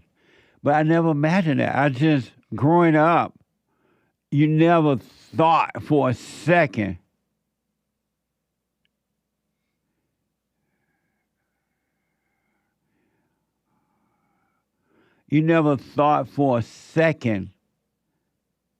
that you can even talk to a teacher that way, whether about it mama or not. I don't know what happened there, but and then what made, I don't know what happened, but what made the boy think he can approach a teacher like that? If he did say, stop talking about my mama. What the? You can say that to your friends, but not to the teacher. I don't know what happened, but I would recommend do what you want. And I know most parents don't love their children now. Parents do not love their children. It's a lie that they be lying when they say they love their children. They do not love them. But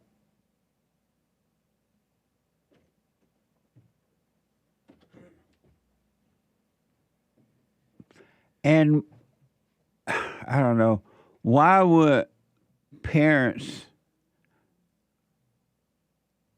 I don't know, why would parents tell their children to defend me?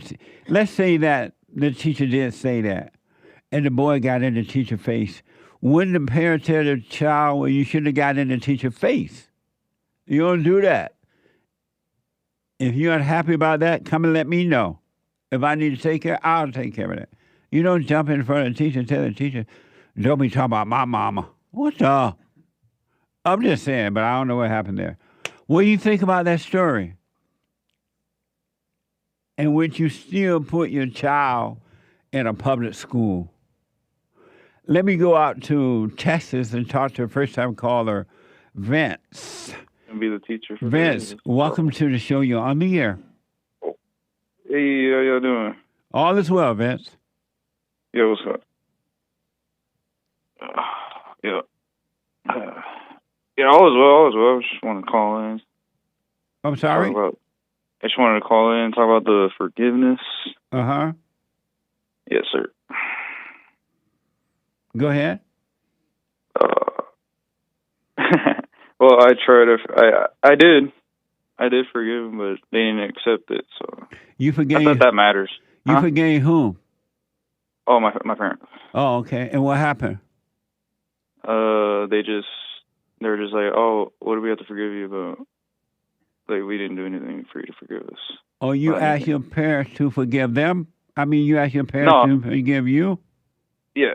Why did you ask them to forgive you? You didn't do anything. No, wait, hold on. No, not me, them. I told them I forgive them. And what did they say? That, no, they didn't do anything. There's nothing to forgive. Yeah. And then you said... They just deflected. And and how did you react to that? I didn't. I just listened because they then just started saying all this, and I'm just like, it's just the ego, right? And so you have a question about that now? Yeah, like, so it doesn't matter if they accept their... Right. It's not, you leave them in their hell, leave them in their denial, but you forgive them. Hey, I'm sorry for resenting you. And God will forgive you, and he will make you free. Mm-hmm. But they don't have to admit anything. They don't... Right. However they want to react to it is on them, and that has nothing to do with you. You're right. Yeah, because, like, no one's perfect, right? Like, I think that's, like, the idea. Like, or it's just whatever. They don't want to face whatever. Right. Because they have a right to stay in their misery. They have a right to stay in their hell. You have a right to come out of your hell if you want to. And the way you come out of it, overcome it, is to drop the anger. Mm-hmm. All right. Yeah, I have. Yeah, that's right. Yes, sir. Okay. Thank you, Vince. Yeah, thank you. All right, buddy. Thank you very much. You're All the right. best.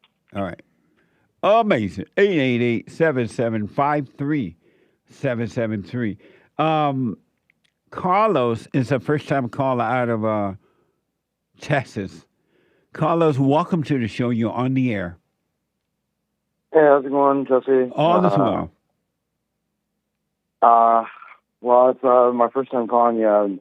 I had a friend that basically recommended me to you, and I've been watching your shows for, I want to say about a week and a half now, Uh-huh. and lots of stuff has been making a lot more sense. But more or less, the reason why I'm calling you is because I'm trying to understand living between your mind and your soul, and it's actually a very good topic because I'm trying to confront the pain and confusion and emotions that have weighed on my heart for so long.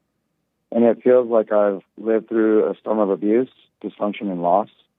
And while I've tried to move forward, the weight of it all still lingers. I'll give you a little bit of context. My father's been at the center of much of this pain. And for nearly all of my life, he has been abusive. Not just to me, but to my mother and the relationships within our family. He tore apart the bonds between us siblings, and he showed a lot of seeds of division. He taught us to hate instead of support one another, and at times it felt as though he carried darkness in him, as if an evil spirit filled his actions. Despite it all, I tried to forgive him, and even after he tried to take my life, eventually I made a decision to leave. I had to move to another country, Guatemala, not just to escape, but to create something better, a life where I could love and be loved. Eventually, I got married. You know, no one really taught me how to do that. My wife and her family gave me a foundation and a chance to start over. And though even then, my mother played a role in shaping that path, but my relationship with her has also been complicated. She's promised to take care of my sister, children, which is admirable, but my sister has her own life and struggles. She's faced many trials having 3 children, being a single mother and enduring her own challenges. Growing up, we're all split apart. And, well, I want to forgive my mother. There's a part of me that struggles. I try to find myself in a place where my health is failing, and cancer and another terminal illness remind me daily of mortality. And I've spent so much time alone, retreating into myself, and I'm trying to let go of the thoughts that haunt me. And I've kept to myself not because I don't want a connection, but because the weight of my past feels too heavy to share. I want to forgive my father and my mother and my siblings and even myself, but forgiveness feels too elusive when the scars run this deep. How do I let go of the anger, the pain, and the loneliness that have defined so much of my life? How do I move forward when my past feels like a shadow that never fades? I know that healing won't erase what happened, but I hope it can bring peace, and I want to live the rest of my days free from the burden of this pain to truly let the thoughts go and find real solace in the life I've built and the love that surrounds me. I'm trying to find my way, Jesse, and the friend who recommended me to you has been listening to you for a long time, and he just said, "Listen to Jesse, and things will get better." And so your question for me is what? How do I forgive? How do I forgive my father for being abusive? How do I forgive all of the things, my terminal illness, my thoughts? I'm living from my thoughts, but I'm also trying to fight my thoughts and live with my spirit. Well, you forgive your father and your mother by realizing that you are wrong for being angry at them, for judging them, for hating them. that you are wrong, and because of that, you are separated from life. You're separated from God. Because anger, anyone that has anger is separated and will always be separated from God. And false God will become your God. Satan, money, women, places, and things will be your God. So you got to forgive your parents by telling them, I'm sorry for resenting you. I'm wrong for that. And when you forgive them, God will forgive you. He'll change your heart from anger to love. You will become one with him. He will change your heart. And then to overcome the thought, you got to drop thoughts. You got to stop thinking, because whatever happened then. It's not happening now. It's only in your mind. And the reason you're listening to it in your mind, you're still one with evil by believing that your thoughts are the truth. They're lying to you. It's still happening today, though. It's still what like, is? My abusive father always trying to come in and trying to ruin the lifeline that I have. As many times as I've allowed forgiveness, they always come back and raise more hell. I'll give you I'll give you a piece of context. While I was in California, through COVID, we all got trapped. That was our reality for a moment. And, obviously having a terminal illness, you're given the chance of to be given chemotherapy. I was allowed that chance. And at the time where I was at the pinnacle point of getting into the office, my father almost nearly tore off my PICC line from my heart, and basically called the police and said that I was terminally ill and I was going to give him a disease and so on and so forth. And from there, trials and tribulations for me, because I haven't had the treatment for the next 3 years, and I'm still trying to make sense of that with a lot of pain and suffering and emotional scars and stuff like that. How old are but you they now? always come back. I'm 37. And so you're living in where you live? What country? I'm living in Texas.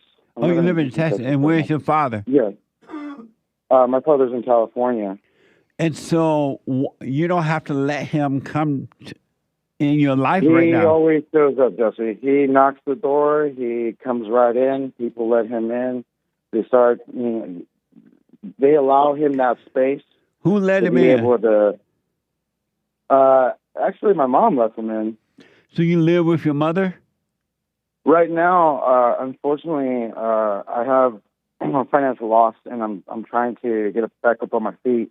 I'm trying to move away from the situation, because although I do like communal living and living with family and being there for one another, it's very tough trying to fix things for other people. Rather, it's more like when you're on the airplane, they tell you to put on the mask.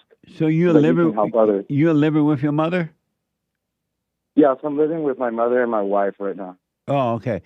And so my wife takes care of me through like hospice and all that stuff, and my mom just basically takes care of my sister and her children in another home. You say your wife take care of you through what? Hospice. Oh, so you're in the hospice care right now? Yes. Oh, I see.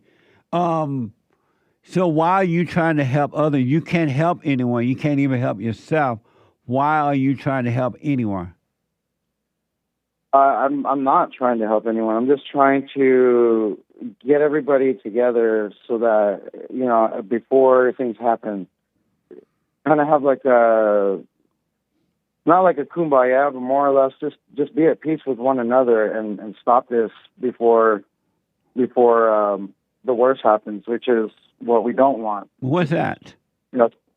Satan coming and grabbing each and every one of my family members and turning their spirits into thoughts.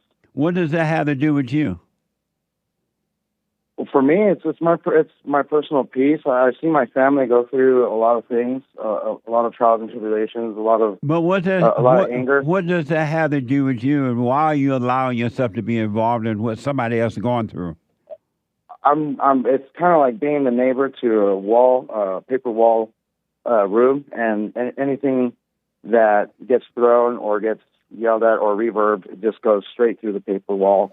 But, and it's not like I'm trying to be a part of it. Because of time. Why are you, I don't understand, you said you want to get the family together before something else happened? What do you mean by that?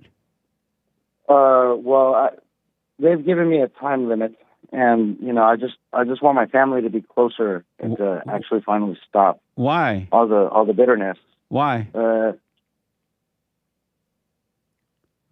I guess that's a good question. Because I see all the things that my family and my parents have been through, and it's just really tough to see them, you know, fight. And why? For myself, because I was abandoned when I was a kid, and I didn't have my parents growing up. But and, my sister, Anthony, because of time, Carlos, you should not give one hoop about your family fighting, your father, mother fighting, your brother, sister fighting. It has nothing to do with you, and you should completely stay out of it and just work on your own life. You leave those people in their own hell. Most people love their hell. Why don't you leave them in their hell and just work on your life? I'm trying to, Jesse. Every day is... But if you're trying, why are you trying to get them together? If you're... excuse me. If you're just trying to work on your own life, why are you involved in paying any attention to them at all? Because they involve me. Tell them you don't want to be involved. I tell them exactly that, and if there are things that I have to do that basically come into play when I don't do those things, even though I'm in my illness. It just seems like, well, you're not doing what you're supposed to do. When you say they gave you amount of time, are you saying they told you you're going to be dying soon? With the illness that I carry, it's a terminal illness that you're only allowed to live for about 5 years. But I understand that God is... How many more years do you have? Well, right now it seems to be that I'm on an extended time. Have you already lived for the 5 years that they told you?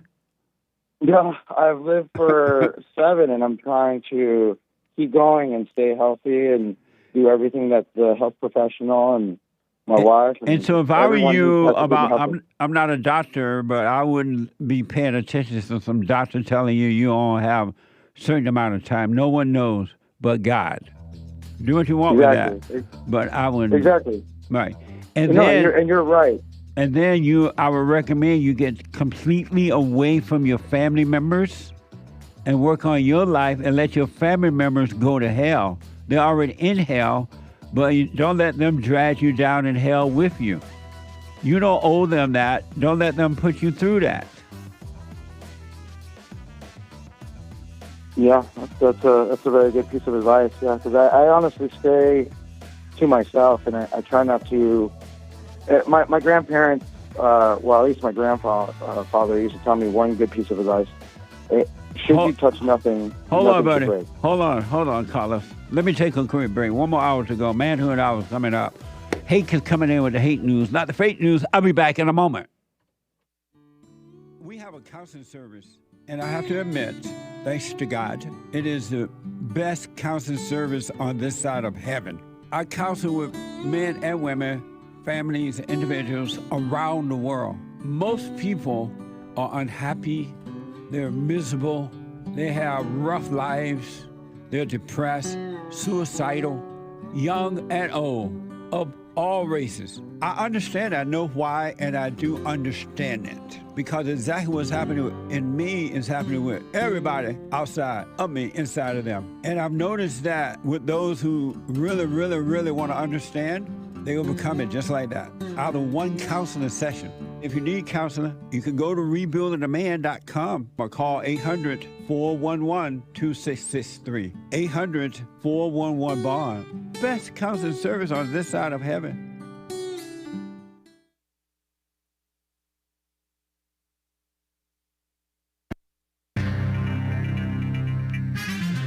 An update on that Cybertruck explosion. And good news from Meta, which means Facebook and IG. They may not be censoring you quite so much. I think Mark Zuckerberg heard Joel Friday TV's cries of despair and pleads for mercy and reasonableness. And another airplane stowaway? It wasn't on Anchor Baby Airlines, I can tell you that much. And the Washington Compost is going through layoffs and $7.7 billion to get Mars samples to Earth. Space is real, guys and gals. This is the end of hour 2 of the Jesse Lee Peterson Show. It's Wednesday, January 8th, 2024, AD, the year of our Lord. The lines are full, guys. JLP will be right back for Manhood Hour. But first, it's hake news, not fake news. Common Nonsense Network, CNN, reports on this Cybertruck explosion. A driver who authorities say exploded a Tesla Cybertruck, or exploded stuff in and around the Cybertruck, because the Cybertruck didn't really explode, did it? I don't know. Didn't seem like it. Seemed pretty well intact for suffering an explosion. Outside the Trump International Hotel in Las Vegas. Beautiful Trump Hotel in Vegas. It's like gold. It's cool. So nice. Last week, used AI, artificial intelligence, to plan the blast. Was it ChatGPT? I wonder why they didn't use the proper name. Probably bad PR, and they don't want to give bad PR to these liberals. Liberal AI. According to the Los Angeles Metropolitan Police Department. That's my conspiracy theory about why they didn't name him. The active duty U.S. Army Green Beret, he's dead, used ChatGPT to get information on how to conduct his plot. So said police. Authorities did not say what answers the chatbot gave to his searches about explosives, firearms, and how to buy a cell phone without providing personal information. The soldier reportedly fatally shot himself, rest in peace, shortly before the truck exploded. 7 other people were injured. OpenAI, the developer of ChatGPT, they did name them, told Common Nonsense the company is saddened by this incident and committed to seeing AI tools used responsibly. Be quiet. You don't use them responsibly. You're using them for liberal ends, like diversity mess. But good news from Meta. Meta, formerly known as Facebook, the parent company to Facebook and Instagram, announced sweeping changes to how they moderate content on Facebook and IG, including getting rid of fact checkers.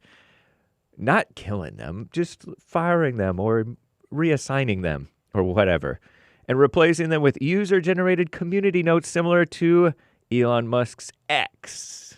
So cool. Which they're kind of liberal too, honestly, in many cases, but whatever. At least it's a little bit better, maybe. Fact checkers have been too politically biased and have destroyed more trust than they've created, Meta CEO based Mark Zuckerberg, who may not be a Christian, but I still like him. That's what he said on Tuesday. What started as a movement to be more inclusive has increasingly been used to shut down opinions and shut out people with different ideas, and has gone too far, said Mark Zuckerberg. We need the Reddit people to do that next. However, he acknowledged a trade-off in the new policy, noting more harmful content, will appear on the platform as a result of the changes. The company also quietly updated their so-called hateful conduct policy, adding new types of content users can post effective immediately. Oh, maybe JLP can get his page back. JLP Talk?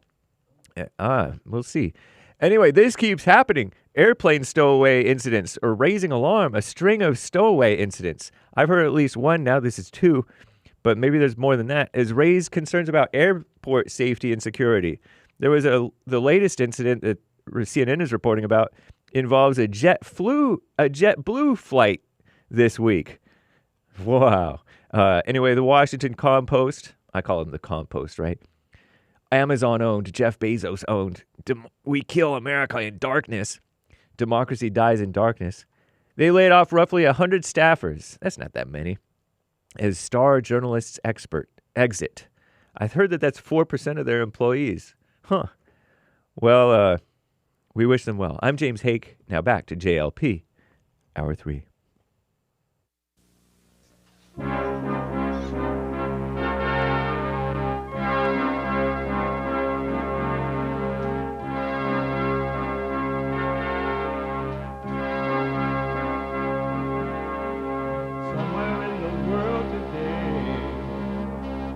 got to stand up strong, face the truth about themselves, to understand what went wrong. I know we can find a way. I know we can find a way. I know we can find a way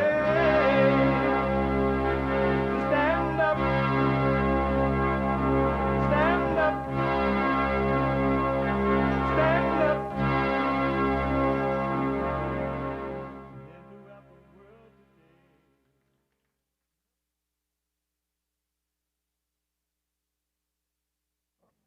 Uniting the races with truth instead of dividing them with lies. We're also rebuilding the family by rebuilding the man.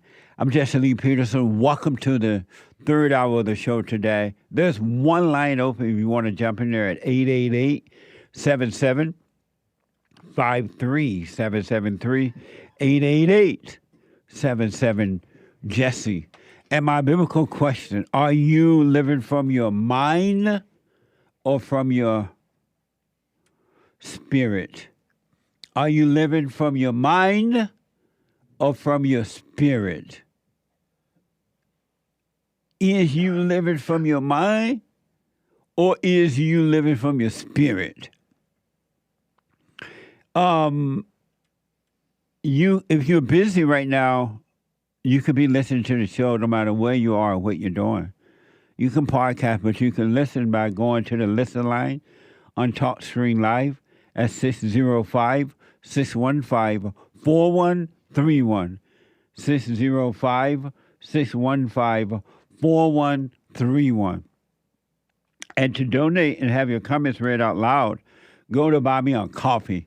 BuyMeACoffee.com/JLP Talk. BuyMeACoffee.com/JLP Talk or Bond JLP Cash App. Bond JLP Cash App. All right? It's Wednesday. The last hour of the show on Wednesday. And every last hour of the show on Wednesday is and will always be Manhood Hour. What is a man? What is a man? It's an adult human male. Manhood. Hillary or President Trump? I voted for Hillary Clinton. Beta male. A man is a male who turned to man. Alpha male. Live right, be right, and lead the way.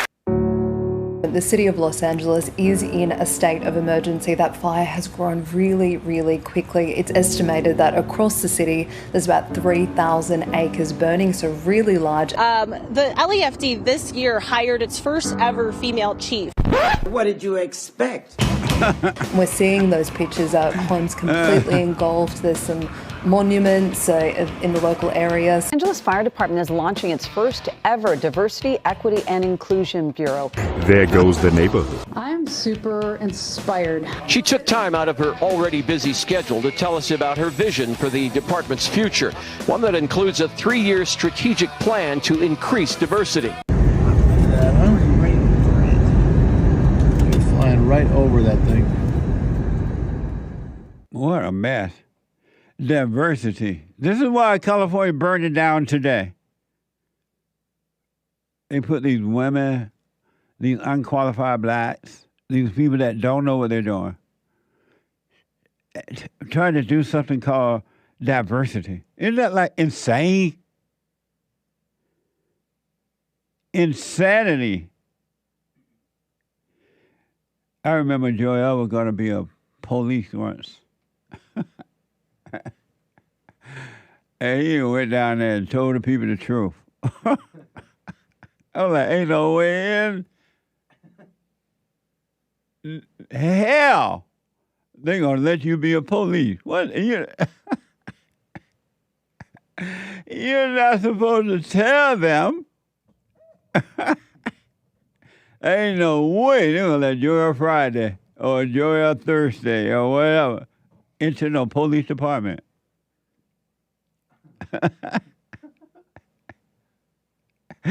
He up there telling them, now imagine,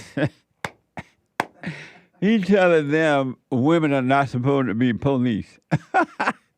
I was saying, you're in this room taking a test, a quiz, or whatever they ask you, and you go tell them women are not supposed to be police, and they want equity and all that mess.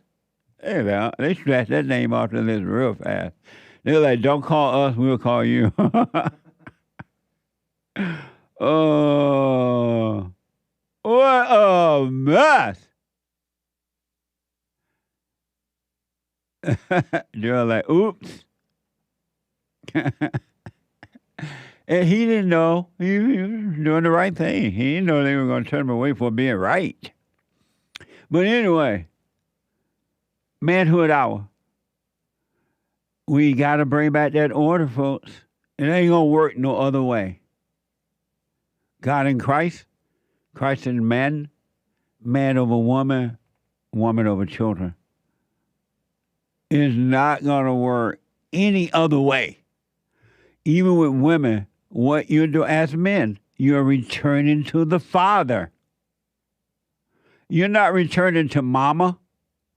You're getting away from the mama. And you're returning to the Father. The problem is that you're lost. You are lost, and you're lost in the wilderness of your own imagination. And you're calling being lost found. And you're separated from the Father. Salvation is about a return to the Father. There will come a time, this is in the Word, I will return the children to the fathers and the fathers to the children. Ain't nothing else going to work in your life but that. You can read the Bible till the cows come home. You can quote scriptures till the cows come home. You can go to church until you're black and blue in the face. You can go to Bible school, church school, or a secular school and get degrees until up the yang-yang. If you don't return to the Father, you're still lost. And you have no peace. No peace. No peace in the Middle East. So do what you want. I recommend you drop the anger and return to the Father. Forgive your mother for turning you away from the Father, and forgive your father, earthly father, for not protecting you from the mother. And God will forgive you and make you free. You can be free. You don't have to live in the hell of your imagination, of thoughts. Your thoughts are not God's thoughts, and they're not even your own. But yet you cherish and you worship thoughts. Someone's telling you to get away from your thought, you think that they're cursing you out. If you free your mind, the rest will follow. The rest will follow, and that's the truth. But you got to overcome thought. You got to stop thinking. Give up thoughts, and you'll see. Thoughts and emotions, because the emotions come from the thought, are evil. They are not necessary, and they are evil. Stop thinking. And those emotions are inside of you, not outside of you, and no one can make you feel what is not already in you. If you didn't have them, how can someone make you feel a certain way? Good or bad, what you call good. Do what you want, but I suggest you return to the Father. Forgive so God can forgive you and draw you into the kingdom. There is another reality. There is a kingdom within you. It's above and it's within you. And in you, within you, God lives, dwells there. His Son dwells there. And you have a teacher that lives there. But you can't get in. You're not going to get in. I don't care how you pray and cry and mourn and plead and beg and Hail Mary and all that mess. You're not going to enter into the kingdom as long as you have anger. It ain't going to happen.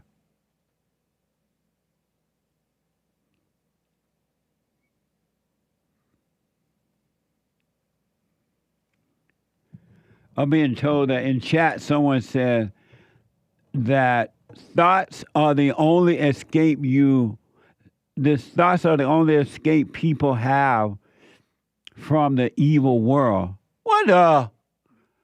Thoughts is the evil world. You escaped into the evil world when you escape into thoughts. The world itself is not evil. The planet itself is not evil. But the people of the world are evil because they're living in thoughts too. They think that their thoughts are their own. The problem is when you were traumatized by your mama, you escaped, you were innocent until you, meaning you did not live in thoughts. Until you were traumatized, you escaped into the evil world, thoughts. Your thoughts are not your own, they're not from God. Your thoughts are not the same as God's thoughts. They're your father, the devil. 888-7753-773. Let me go quickly back to Carlos, a first-time caller out of Houston, Texas. Carlos has some type of disease or something that the doctor told him that he's going to be gone 5 years ago, and he's still around. And yes, sir. And he's living with his folks and catching hell. Carlos, why don't you move away from them? You say you have a wife. Why don't you and your wife move away from them so that you can work on your own life and forget about them, your folks? That's a very good question. I'll give you some insight. The problem that I'm having by doing that is the fact that obviously the economy is not too good. I can't help her in that manner. And with the amount of finances that I had before, we had the chance to do that. But we go back to what you said. Listening to doctors gets you in a sort of situation where I expended all of the money that I had, and so therefore now I'm at the government's will. And aside from that, I just want to clarify something while I was talking to you about my abusive father, is the fact that you asked me who lets him in. I thought about that while you were on break.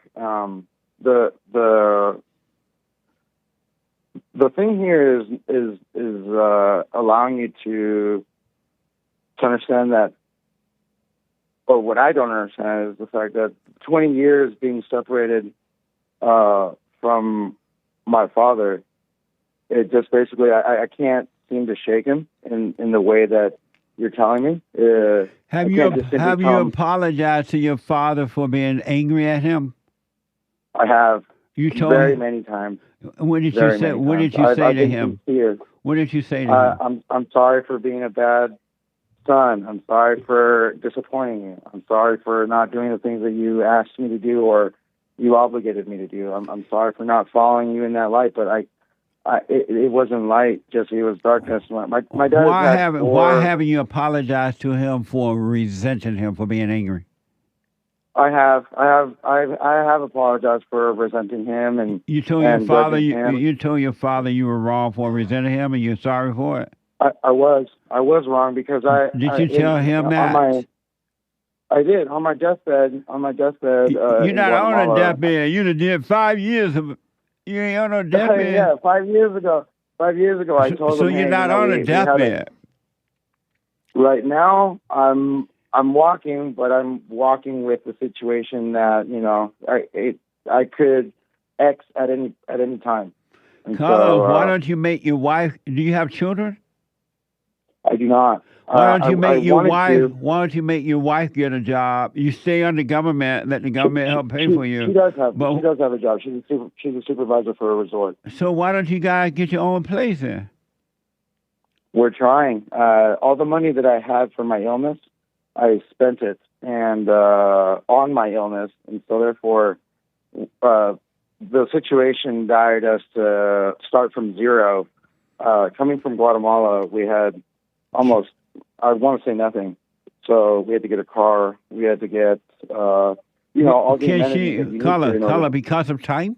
Because of time. I'm sorry? Can she afford to get a little small apartment for the two of you?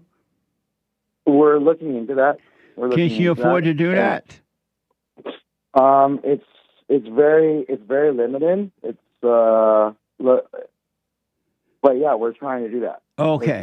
So here's what I recommend because of time. You work on you. Forget about your parents, your kinfolks, your brothers and sisters. You work on you. Get away from them and let them live in their own hell, and don't let their hell be a part of your life. Definitely understood. And you just work on you. Drop the anger. Forgive your father and your mother. They can't help themselves. And you work on you so that God can give you peace while you still live. But you got to drop the anger. You got to stop thinking or trying to help anyone, including your family members. You can't do anything to help them at all. You can't even help yourself. It's only when we return to the Father that He help us. So you can't help them. You need to drop that idea and just work on your own life. Yeah, that's what I've been trying to do for 3 years now. But you haven't. You're still involved in your family member and their problems. Progress is process. It's definitely upwards. Carlos. You're still involved in your family member lives instead of staying away from their lives and just work on you.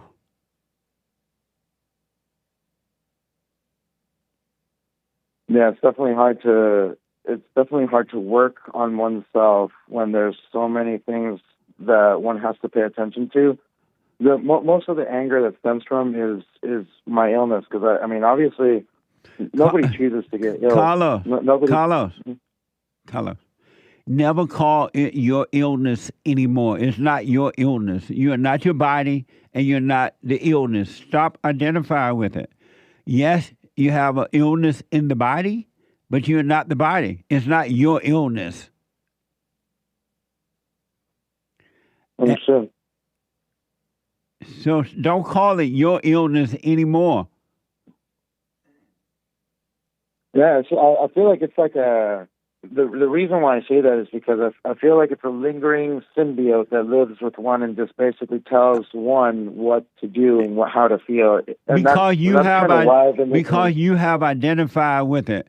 Yes, there is an illness in your body, but if you didn't identify with it and just do whatever you can in the physical way to take care of it, but don't identify with it, then you don't know what might happen. You have a possibility of being healed and everything, but you're calling it you. You're not your illness, man. You're not your body. You're not your illness. You're not your daddy. You're not your mama. You're not your family members. Stop identifying with all that. Yeah, that goes back to what one of the previous ladies said. I don't know. I honestly don't know who I am. Right. And I honestly at times feel like most of the time I'm lost. And you are lost. You're lost. Now that you know that, when you realize you are lost, then you're found. But you got to admit that you're lost, and in that very moment you're found. But so you're lost. And now if you just stay present, you'll be fine. Stop calling those situations you. They're just situations. And you're not your situations. Okay. Stop calling them. And then I want you to start doing the silent prayer. Are you familiar with the prayer? My friend told me about it, and I haven't seen the silent prayer, but I'm going to go ahead and jump on that right now. Do the silent prayer. Do you do the Hail Mary stuff? No. My dad is Catholic. He's Roman Catholic. My mom is Christian, but I just try to read the Bible and try to speak with God. I try to ask, I try to have that type of connection. I don't go to church. I try to stay away from the thought, because Carlos, the thought always comes in. Yeah, because of time. I want to encourage you to do the silent prayer. Watch those thoughts and don't call them you. Don't identify with the illness in your body. Don't identify with your body. Have no identities. And don't, even the identity that you have about God, let that go too.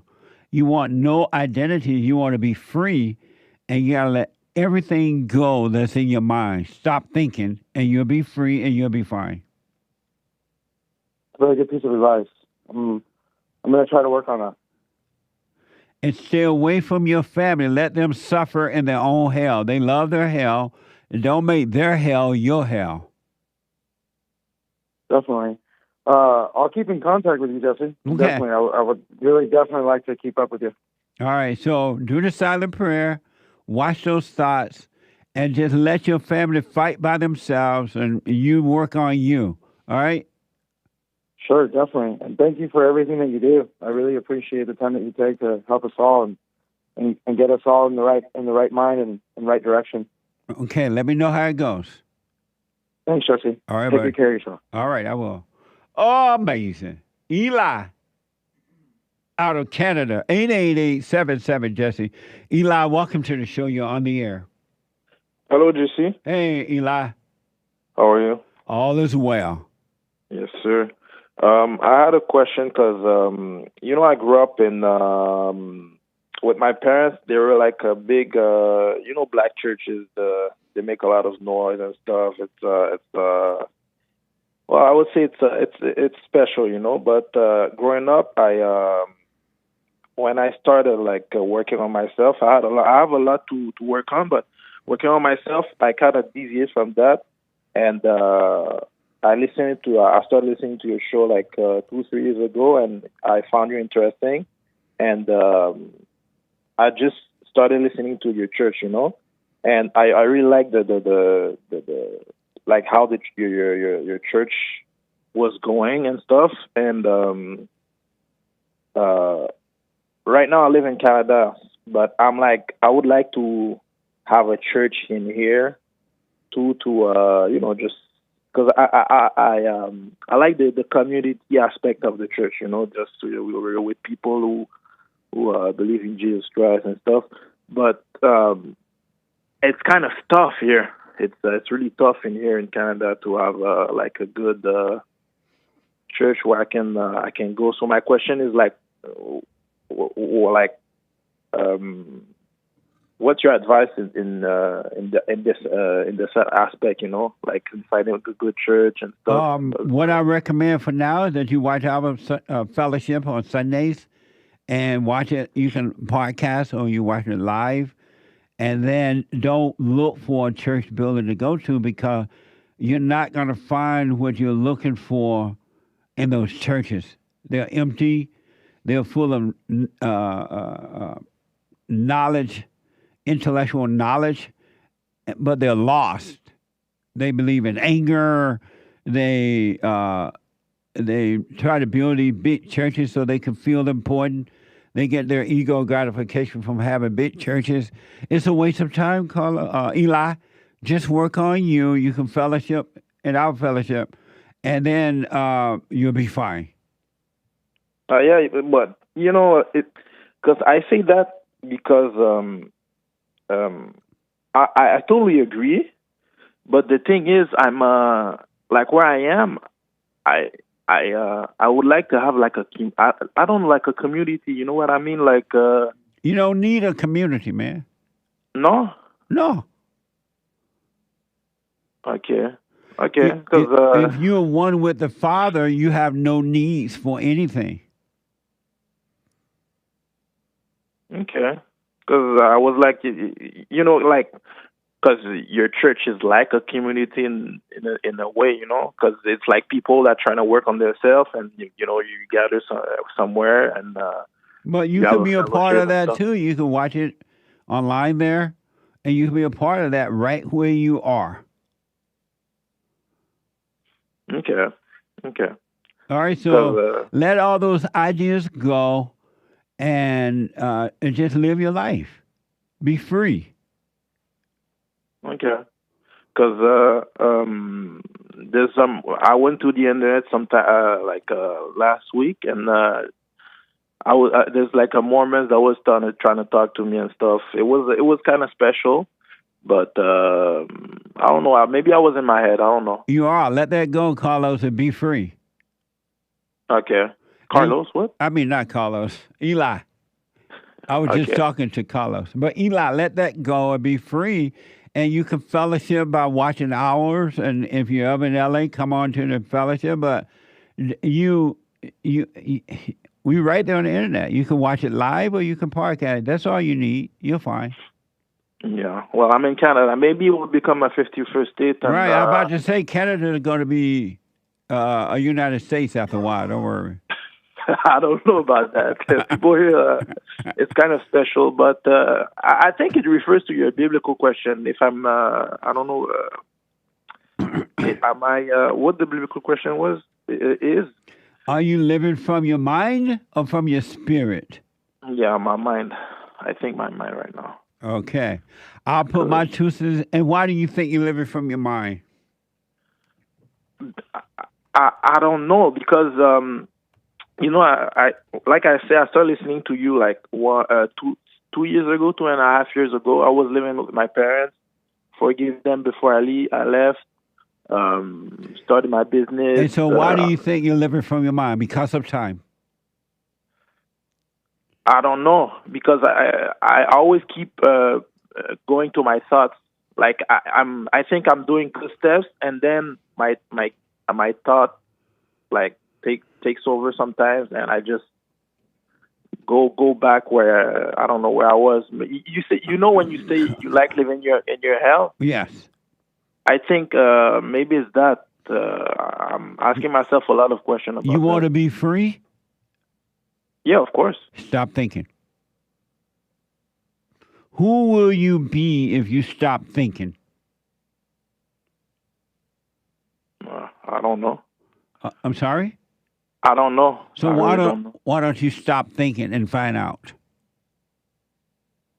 Okay. Stop thinking. Okay. All right, buddy. Okay, thank you. All right. Bye. Oh. Super chat. Super chats. Valerie bought a coffee on buymeacoffee.com/JLP Talk. You're playing God by trying to punish me, she says. Who tried to punish her? I don't know. It sounds like she's accusing you. Who is Valerie? I don't know no Valerie. I don't know. But I could be mistaken, Valerie. Is she playing? She may be. She's saying you're playing God by punishing me? By trying to punish her. And who is she talking to? I don't know. Maybe. I don't know. Are you reading it right? I'm reading it as it's written. Are you? No punctuation. Oh. It just says you're playing God by trying to punish me. Maybe she's playing. And it came in... When did this come in from Valerie? It came in 1 hour ago. Maybe she's playing. Maybe Valerie, you just playing, right? What? Thank you, Valerie. Thank you, Valerie. I have no idea who you are. Bama Brian bought 2 coffees. Thank you, Jesse. No I in Jesse. Thank you. Appreciate it. For remaining a constant in this world of turmoil and confusion. God bless. Thank you. You too. I appreciate it. Jitsu James says, hey, have you ever tried to tell Jesse to stop singing during the podcast? And if so, how did he respond? LOL. I don't remember. I might have. I wouldn't put it past me to have done it, but I don't know. Right. I don't remember. I don't remember either, but I can almost imagine you doing that. He might have been shocked and actually stopped and then chuckled. Amazing. Let me take a quick break. When I come back, we'll finish those and more phone calls. And we're going to open the treasure chest. Our treasure chest is now open on D-Live.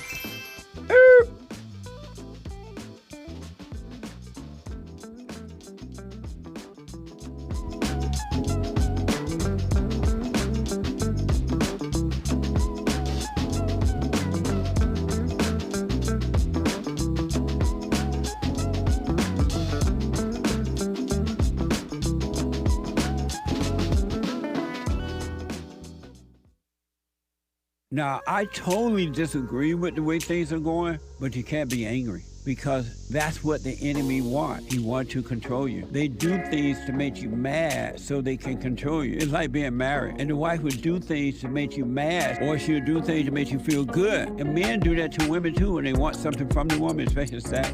They'll make her feel good or they'll make her angry.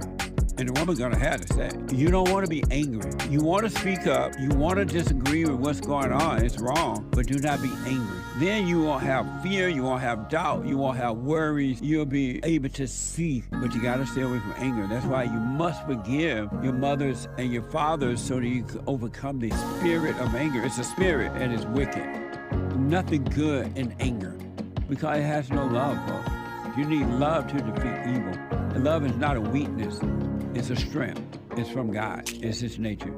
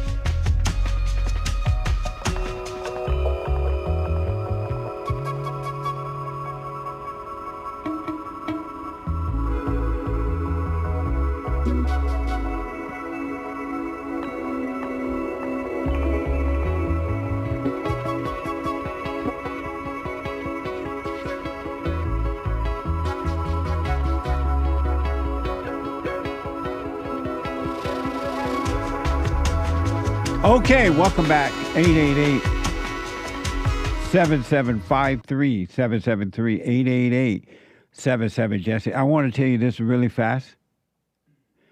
It's Manhood Hour, and I'll get back to your calls in a minute as well. And I want to finish those super chats too, Hake. But I got to share this with you. So I want you to chat this Christian man's response to this OnlyFans creator. Right? And so, hey, OnlyFans mean that it's somebody that has a website and they only let their fans in? Yeah, I think Is that so. what an OnlyFans? Right. People pay them to give them content, and usually it's dirty content. And so, but an OnlyFans is you own this show. Yeah, it's like if you had you remember you used to have Patreon or you have locals, right? And different things like that. Yeah, and that's like a paywall. People have to pay. Oh yeah. Usually, some of it you give for free, but yeah, they make money that way. Well, whatever OnlyFans mean, but this person apparently owned one, and this is from X, an OnlyFans creator who went viral for sleeping with 950 men in 24 hours. Close your ears, kids. Well, this is a slut. How you sleep with 950 men in 24 hours? Doesn't even make sense. That's not even 950 hours in a day. Right. Close your ears, kids. I think it's a euphemism. It's a euphemism. Euphemism. Figure of speech. Oh, so she really didn't do it? I don't think she actually went to sleep that many times.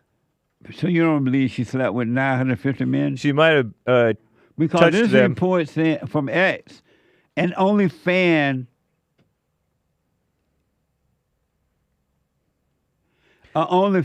member, an OnlyFans creator who went viral for sleeping with 950 men. Are they saying that didn't happen? No, I'm saying I'm saying yes, it happened. Oh, it did happen? Yeah, in a manner of speaking. In 24 hour, a person by the name of Bonnie Blue. And this person was spotted trying to pressure a Christian man into having sex with her on the restaurant property. What the? Watch this from X.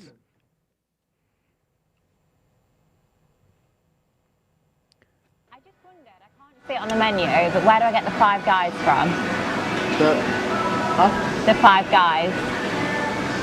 I didn't know if there was like a special room or you can take me out back. No, I don't think that's happening. What about after your shift? I mean, I'd want to give you, a good rating. I'm a Christian man and I'm saving myself to marriage. I'm asking for what's on the menu, that's all. Genuinely, I feel like I'm doing it right now. I can hand you a menu if you want. Are you on it? No, I'm not. Oh, that's a shame. Well, that's a joke, right?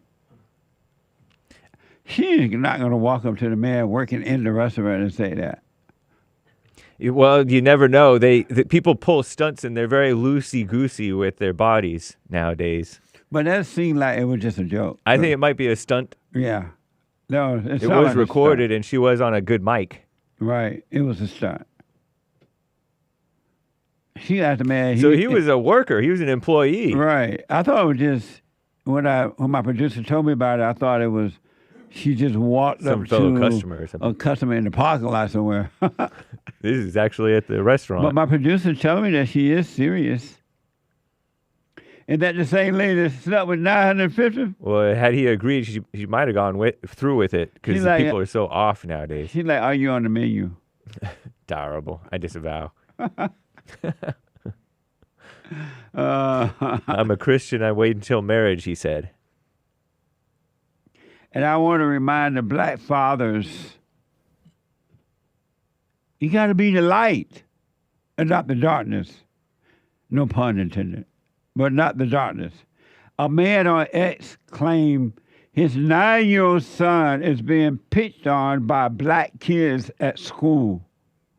Nick, you got that report to read to me? I do. It looks like someone named Raven here on I don't X. see it. See it. I don't have an image. Oh. But I do have They told me there was an image. I don't see it. Oh, okay. It's a post on X. But it's though. a post on X that I have in front of me right now. I'm reading. Oh, okay. Raven is saying, my son was telling me how he only has 2 friends at school. He said mostly everyone else makes fun of him. I asked him to tell me about the kids who make fun of him. Like, are they boys or girls? What are their names? And she says their names are Jamal, Dayquil, she writes. And I wonder if she's joking with that one. But she's saying that every single one of the people that are making fun of her kids is black and that he's only 9 years old.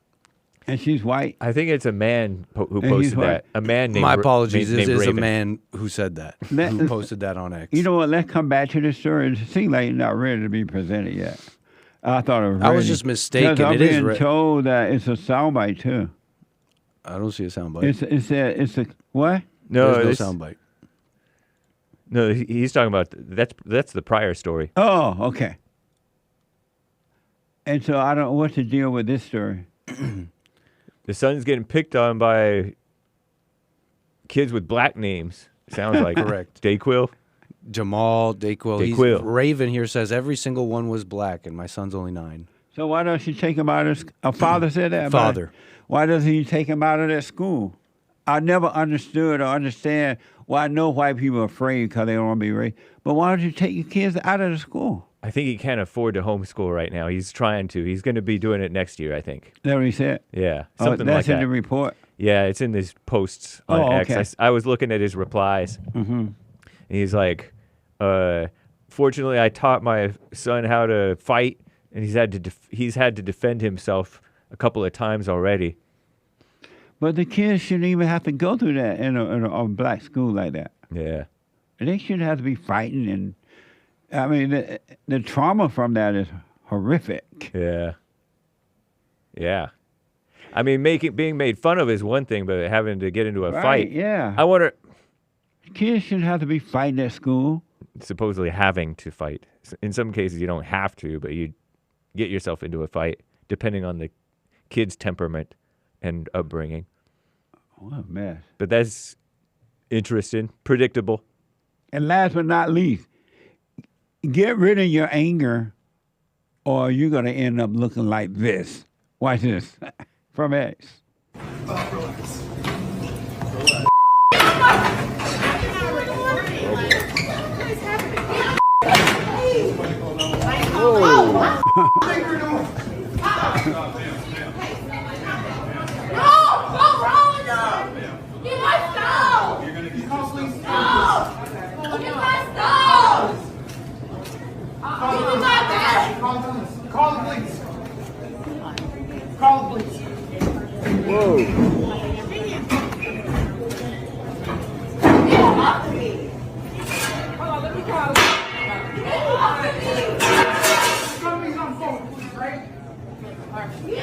Somebody's on the phone with the police, right?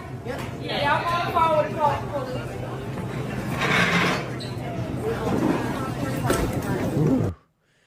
Wow. Violent young lady, short young lady getting thrown around and taking swings and jumping over the counter and stuff. According to the report, here's a woman losing her mind after getting fired from her job at the airport. Oh, that was an airport. Like an airport Starbucks or something. Right. It looked like, what the?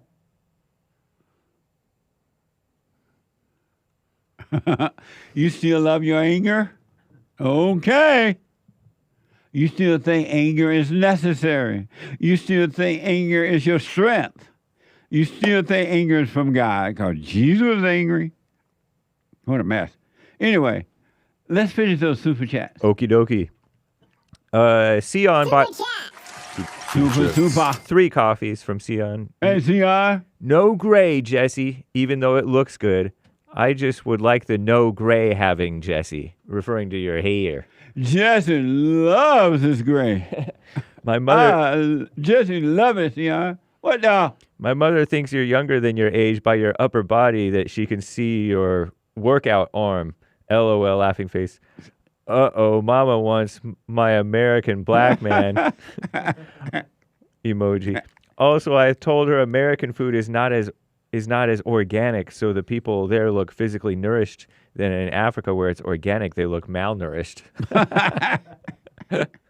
Based. What a mess. Thank you, Sion. Thank you, Sion. But for now, the gray is staying. I love my gray. It's the gray is the new black.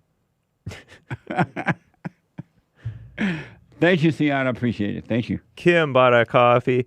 When I'm deep in the silent prayer, I feel my body become heavy and numb, and then I feel a burst of peace. Is that normal? It sometimes feels too peaceful. It scares me, and I feel a presence which causes me to open my eyes and breaks my prayer. Bambi eyes emoji. Well, don't call it normal. Normal is not physical, right? Don't call it abnormal or norm. Just relax and let life happen. You don't add anything to it or take anything from it, away from it. Amazing. Thank you. Pastor Chatelet gifted another subscription. Thank you, Pastor. Amazing. To T-Fly Monkey 45. What's up, man? Nice.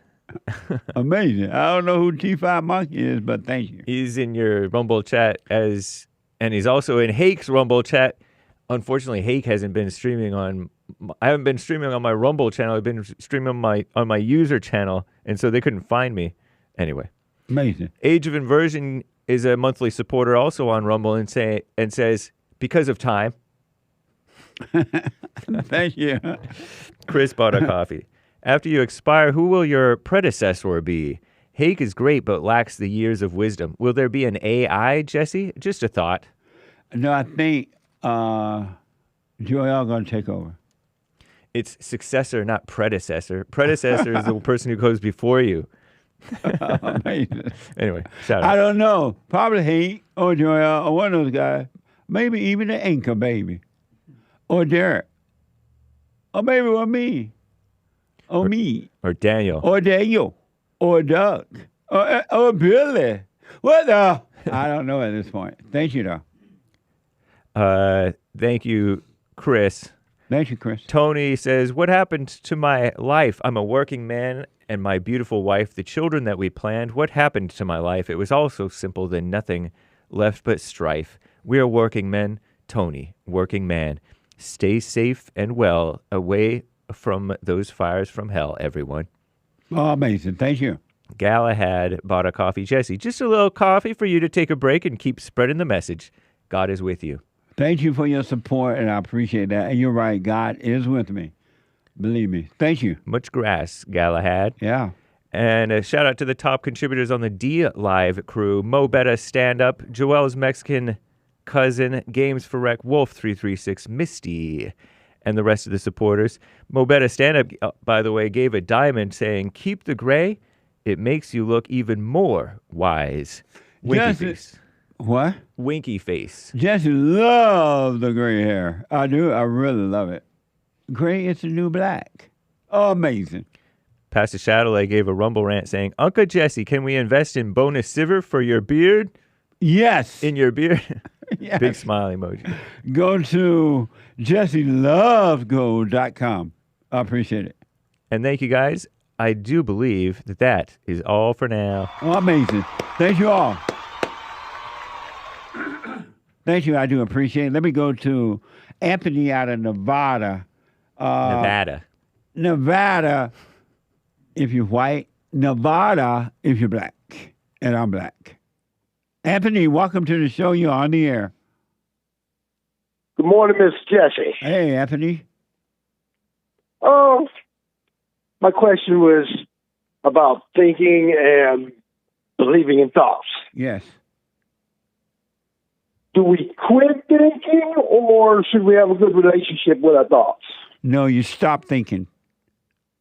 How do you stop thinking? That's where I bump into the road. Like you had a caller earlier that said, the ontology between my being and God is there's God, and then there's my perception of God, which takes you to the Trinity, where I have past, future, and present. No, your thoughts are keeping you from God. You only. Well, that's what I mean. But I'm molded by my past. You what? And you can't stop thinking. So thoughts are always it's like when you're doing your silent prayer, you're watching your thoughts. Anthony, because of time, you can stop thinking if you wanted to. Well, how do you stop your brain from if you can stop thinking, what's silent prayer about? To bring you out of the thinking, to bring you out of the thought, and allow you to live in the present with the truth. Okay, so the brain just shuts down, and you no longer, just out of the blue, you just have thoughts coming to your head. Your brain does not think. Your brain only functions to make the body work. So you mean your brain never ever just has thoughts that you're not trying to think? You're not trying to think. You're right. Just all of a sudden, something flashes through your mind. You don't have that? Your brain was created by God to make your body function, and that's all it is. Your thinking is not coming from your brains. But it must be all screwed up, because I don't think about what I think about. That sounds funny right there. I don't think about what I think. I don't put energy into what I'm thinking about, but my brain still has memories that come unconsciously, just out of a sudden. Wow, here's a thought. No. And then I start thinking about the thought. I don't do that. Your brain does not think about the past or the future. It's your imagination doing that thinking, and you're calling it your brain. Come out of your imagination and be free.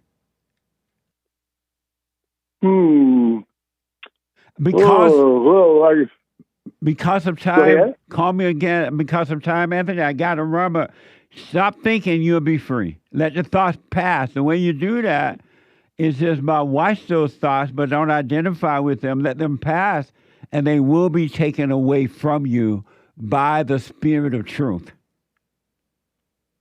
Okay, but is it possible that you're just not really bothered by your thoughts? Like I have a ball with watching the thoughts, and it kind of it feels like I got a good relationship with them because they don't hinder me, they don't build me up, they don't break me down, but they're present.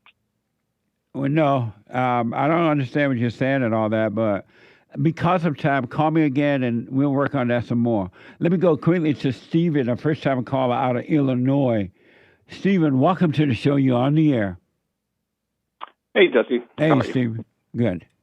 All is well. Awesome. So I had a question because I've been a long-time listener, but I've kind of reached like a weird spot in life where I can see things, for what they are.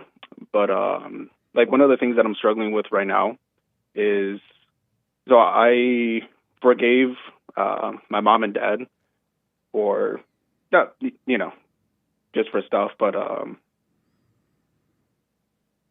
they still try to stay in contact with me and like try to bring me back like to their hell. So I don't know how to go about that because they try to be all nice and everything, but once you show up, it's always just drama and a whole bunch of other nonsense, right? That there's no point in trying to involve oneself with. So I just wanted to know what your opinion was on just. Why don't you just stay away? They're not making you go back, right? No, yeah. It's so just, why don't you just stay away? Because they try to make it nice, But why like, you fall for the dinner. niceness? Don't fall for the niceness. People who are nice are lying to you. They're just drawing you in. Why don't you just stay away? Just say no and stay away. No, and I have stayed away. Like, I ended up involving myself. Like, there was a video of yours that I really liked that I wish I would have seen, like, years before. But, I'm 27 now. Mm-hmm. I moved out around 25. But I could have moved out, like, when I was, like, 18 or 19. Right. But I was so lost. I was, like, such a fool at the time because I couldn't see, right?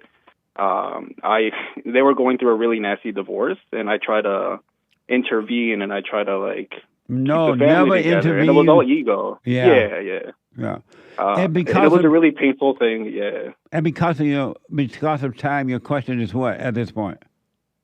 So I was watching a video about you and your father about, like in regards to you can't come back to God or Jesus without going through the Father first.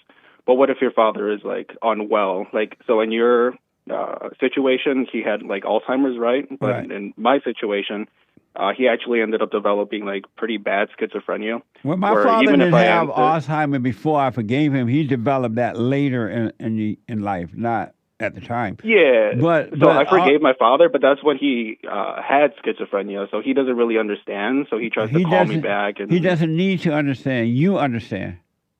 No, yeah, but like I still like they text me like Merry Christmas and Happy New Year's and all this stuff, and like I don't really respond because I moved out and everything. But I don't know, should I just like block them? Because I really don't have a because of time need to go back to them. If you don't want to communicate with them at all, block them.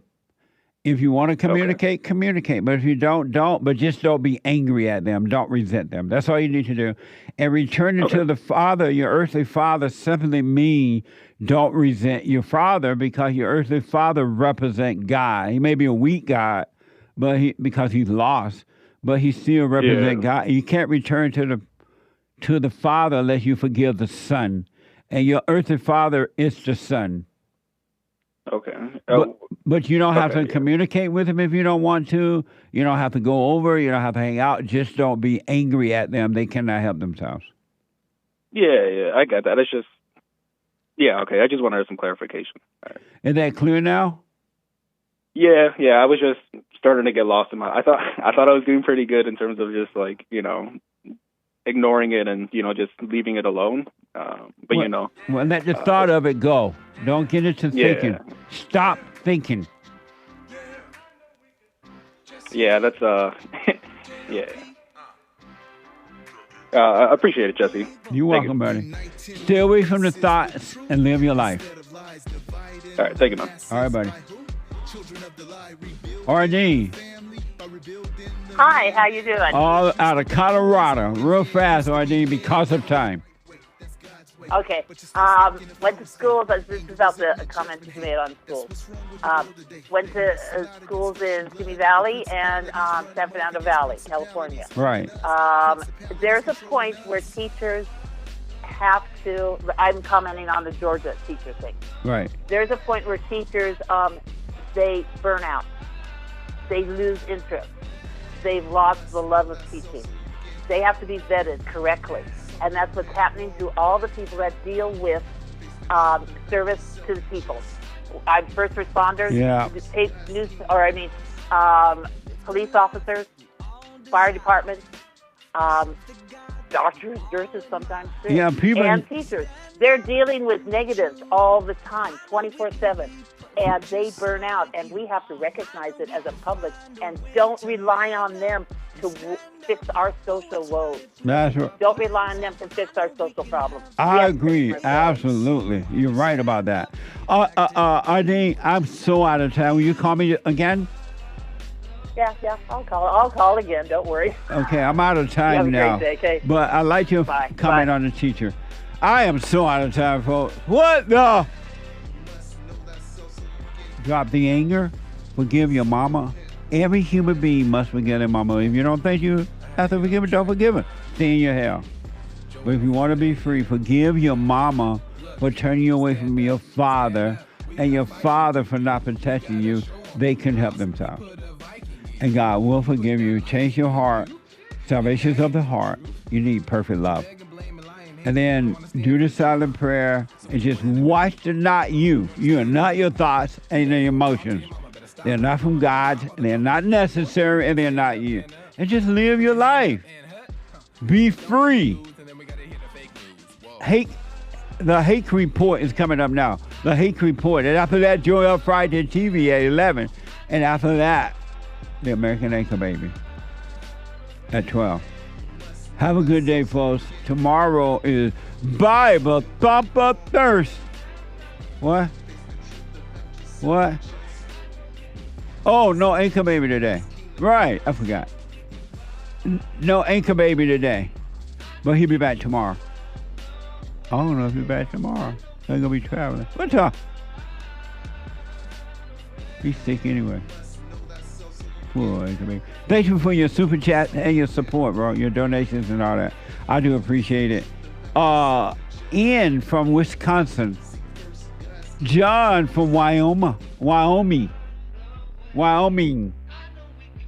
And Rick from Virginia. And the caller just dropped. I'm out of time. I'll be back tomorrow. Bible Thumper Thursday tomorrow. Have a good day, folks. Bye.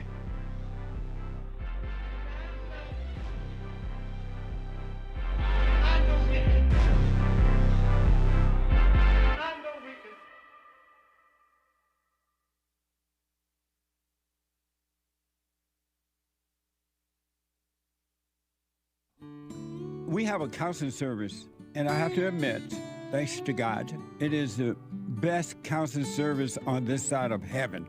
I counsel with men and women, families, individuals around the world. Most people are unhappy, they're miserable, they have rough lives, they're depressed, suicidal, young and old, of all races. I understand, I know why, and I do understand it. Because exactly what's happening in me is happening with everybody outside of me, inside of them. And I've noticed that with those who really want to understand, they overcome it just like that, out of one counseling session. If you need counseling, you can go to rebuildingaman.com or call 800-411-2663. 800-411-BOND. Best counseling service on this side of heaven. Now, I totally disagree with the way things are going, but you can't be angry because that's what the enemy wants. He wants to control you. They do things to make you mad so they can control you. It's like being married, and the wife would do things to make you mad, or she'll do things to make you feel good. And men do that to women too when they want something from the woman, especially sex. They'll make her feel good, or they'll make her angry. And the woman's gonna have to say, you don't want to be angry. You want to speak up. You want to disagree with what's going on. It's wrong, but do not be angry. Then you won't have fear. You won't have doubt. You won't have worries. You'll be able to see, but you got to stay away from anger. That's why you must forgive your mothers and your fathers so that you can overcome the spirit of anger. It's a spirit and it's wicked. Nothing good in anger because it has no love, folks. You need love to defeat evil. And love is not a weakness. It's a strength. It's from God. It's His